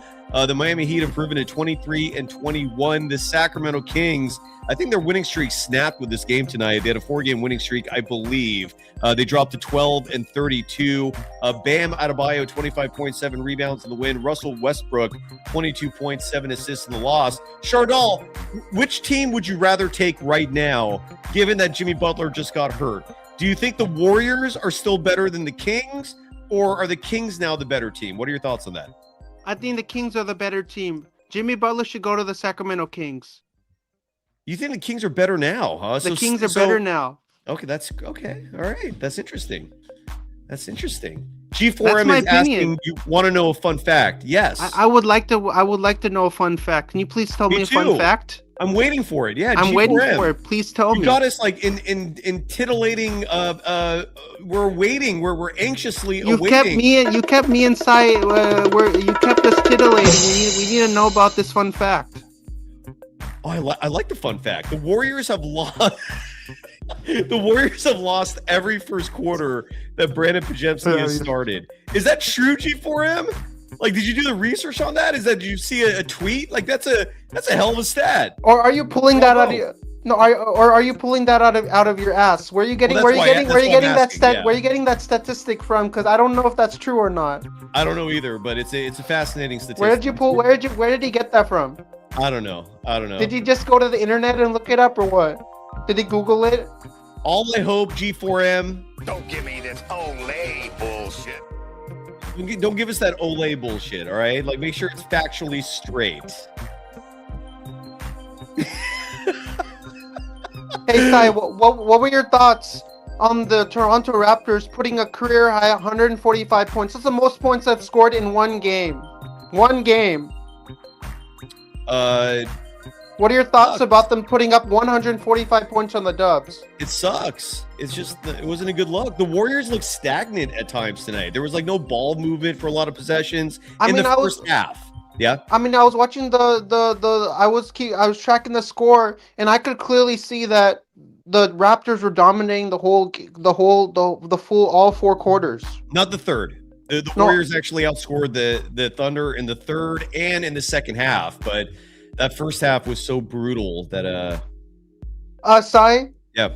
You said Thunder instead of Raptors. I'm sorry. You had a brain fart right there. I had a massive. No, I had a brain fart too, so I think we're on the same page there. Because I also said something wrong too, so I don't think I feel that bad about it. Chardol, let people know how they can subscribe to your channel. So my YouTube channel is SGA Sports Talk channel. I'm at 520 subscribers, 80 subs away from 600. And make sure to subscribe to Golden Days in reference to the 1993 Matthew McConaughey movie Dazed and Confused. He's currently at 5,140 subscribers. He's on the way to 6,000 subscribers. So if you like everything this man is doing, please go over there, hit that like button, smash that subscribe button, ring that notification bell, so you'll be updated when my man Sai drops some fire content. Fire content, man. This guy knows how to do it. This guy knows he knows it. He's the realist in the building. Thank you, brother. You keep it 100, man. I like that about you, bro. And you keep on slaying these Warriors post-game shows, man. So, Chardal, I have huge love and admiration for you. Chardal, I cannot promise that you can join us Thursday because the Hall of Famer Rick Barry might be coming on. I can't promise anything. Who knows? But I'll join you on I'll join you on Thursday when Rick Barry comes on. Yeah, but I'm saying if you might not be able to come on, if you don't, just don't be offended, okay? Can I come on and talk to Rick Barry? We'll try, but I can't promise anything. I would love to talk to the Hall of Famer. Rick Barry's one of the greatest basketball players and legends of all time, and I want to talk to him. I want to ask him a question. Tomorrow's show, Dave Bierman hosts a program called Betting with Bierman. It's going to be a gambling show. This dude's been on ESPN. He's a consultant with FanDuel. And yeah, so we'll be live tomorrow at 3 p.m. I'm sure we're gonna be talking a lot of Warriors basketball and more specifically how you can win money. It was great coming on your show. It was great having you. It's great that you make me the closer. I come on every show to close out the episode. Yes, sir. Stay at home, son.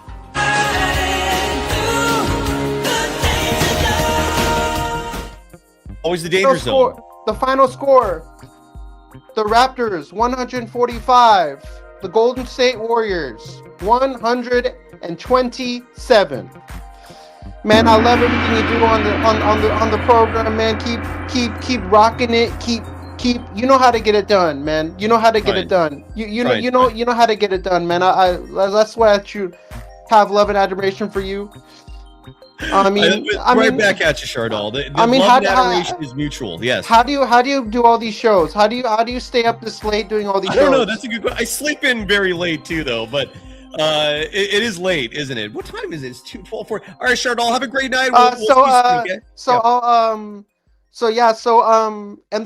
the Golden State Warriors are gonna bounce back against the next opponent, which is the Dallas Mavericks with Cooper Flagg.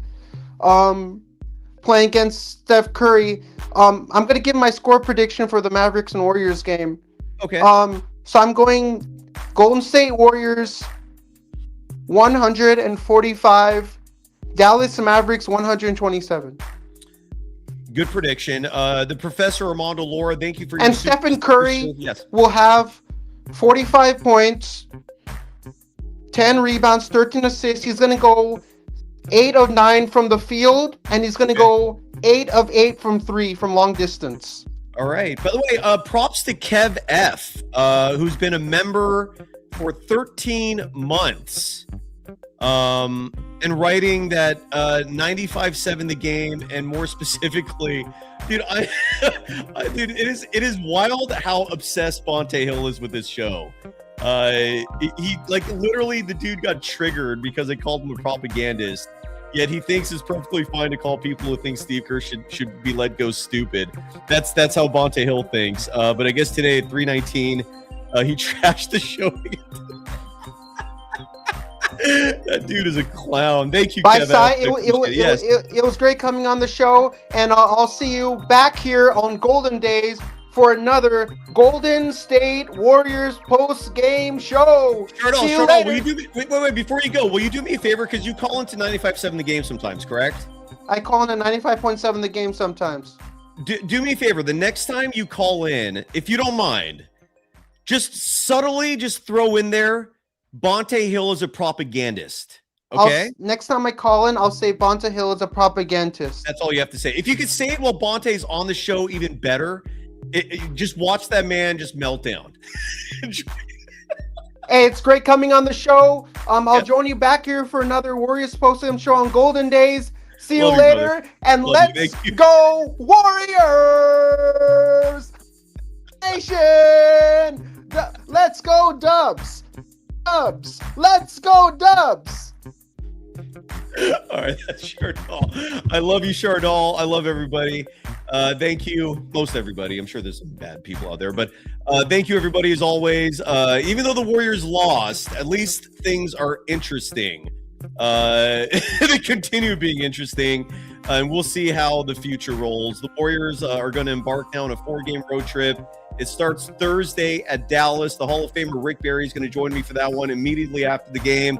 But tomorrow, 3 p.m. Pacific time, David Bierman, again, betting expert. He covers the NBA among many associations, sports, and so forth. And he's going to come on the program.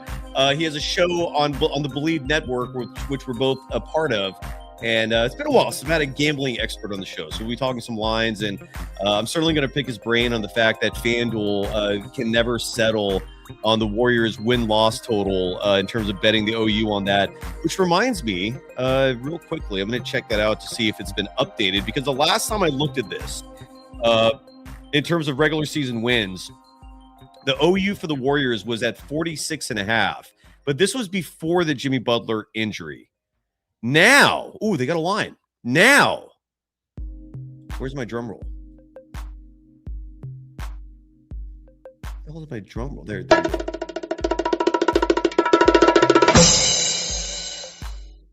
Dropped to 44.5.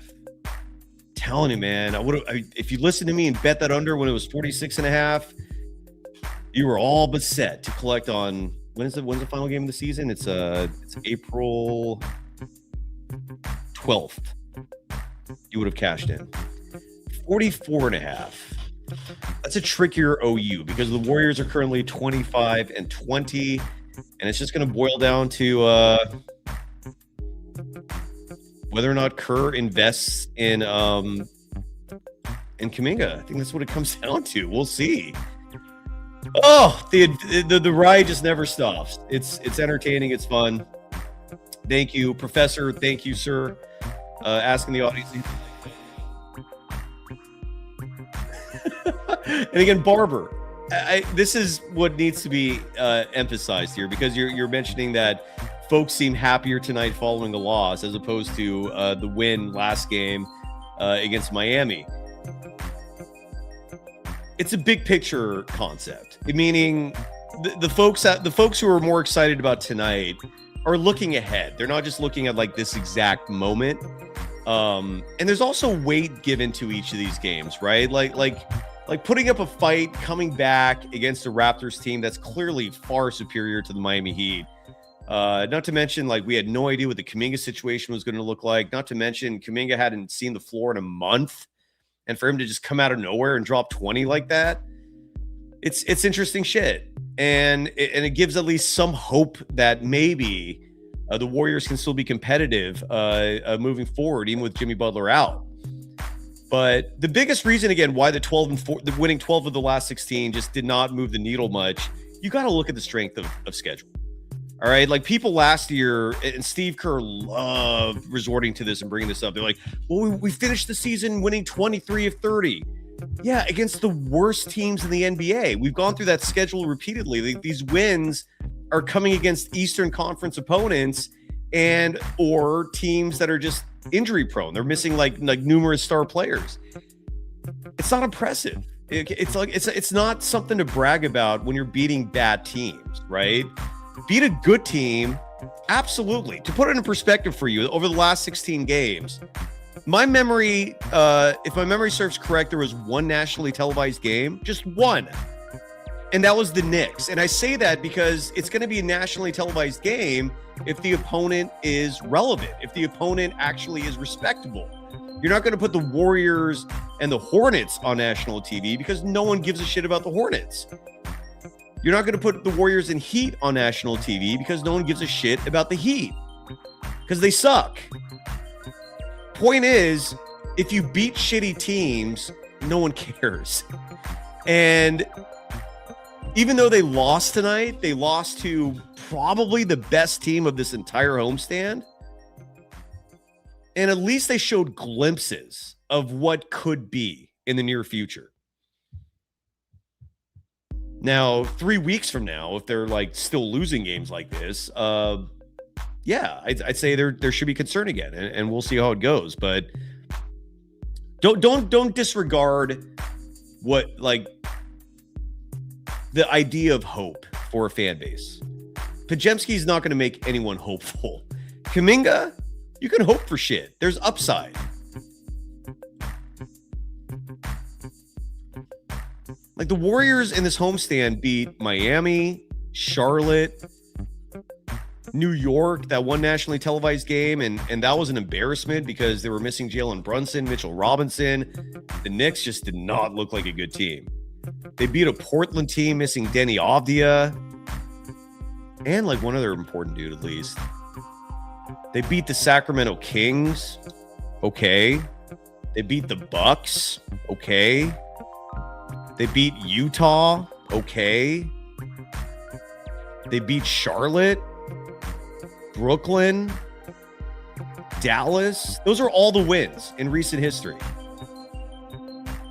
Those aren't needle movers, man. These are, you know, like, if this was a team full of rookies, if this was a team that was rebuilding, yeah, you celebrate all those wins. But this is a team that has Stephen Curry. This is a team that until yesterday had Jimmy Butler. You know, like, so expectations factor into all this, right? Barber's asking, so many real games a year do they have? 25? Approximately? Maybe 30? There's pretty much no one from the East, save for maybe the Detroit Pistons, that move the needle. And again, if the Warriors were in the Eastern Conference, they'd be probably in the finals every single year, but they're not. They're in the West. And the schedule upcoming, there's going to be a lot of games coming up where if they win, you will see excitement. Those games include Detroit at home. You win that, you'll see me pumped up. Back-to-back road games at Minnesota. Win either of those games, you'll see me pumped up. Home game versus Philly. Kinda. I mean, Philly. At Phoenix. Yeah, you'll see me pumped up. Phoenix is officially, like, in the playoff race. Yeah, that's a big game. At the Lakers. Yes. FLA. I'm just reading off all the upcoming games and telling you the weight of significance for each of these. Hosting the Grizzlies. Who cares, right? Memphis sucks. Hosting the Spurs. You win that. Impressive. Then you have the All-Star break. They host the Celtics. Celtics are a good team. Got Jaylen Brown. Would love a win against them. They host the Nuggets. One of the best teams in the NBA. That would impress. On the road at New Orleans and Memphis. My reaction to that, I have a sound effect for that, or a clip.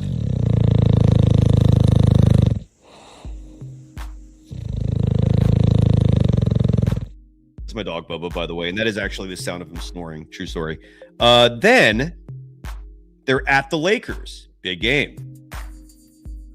At the Clippers. Yeah. Clippers are back after that horrendous start. I'd be celebrating that. Last time they played, the Warriors lost. At Houston. Yeah. At OKC. Yeah. At Utah. Hosting Chicago. Who cares? They should win that game. Hosting Minnesota. Big game. At the Knicks and at the Wizards. Bubba snoring.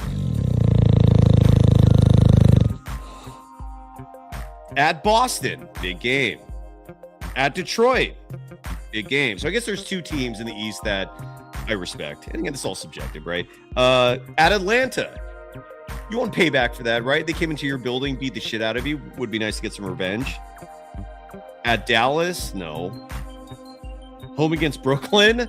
No, not impressed if you win that game. Home against the Wizards? At Denver?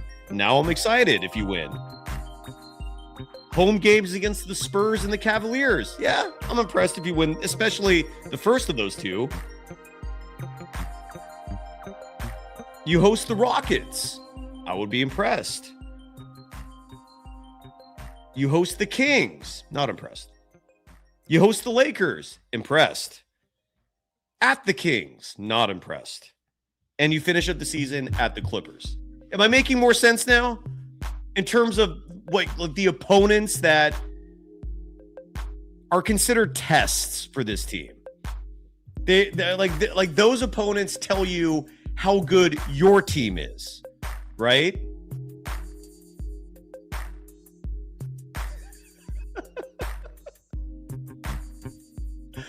So I hope I'm making sense here, right? And look, I get it. Some people are just fans and they're going to be in a celebratory mood. It doesn't matter who the opposition is, but at least until this Jimmy Butler injury, I mean, this was a team that was chasing a championship, man. I mean, this was, I thought was still a dynasty. Now it's pretty much over, but you got to find things to get excited for. And I do think young potential star players on your roster do give you a reason to be excited for things. That's just me.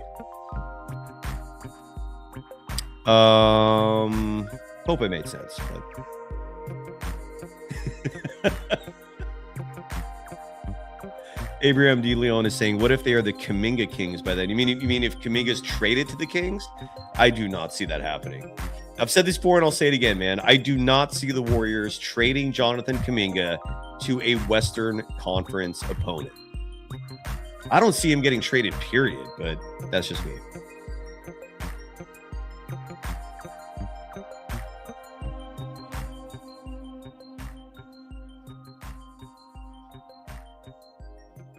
All right, we're done. Back tomorrow. Sounds like I think we have a show like every day, except for Friday. No, because Friday we got the professor, Armando Laura. We have a show every day until Sunday. All right, buckle up, smoke them if you got them. Kaminga's back, baby. Bye-bye.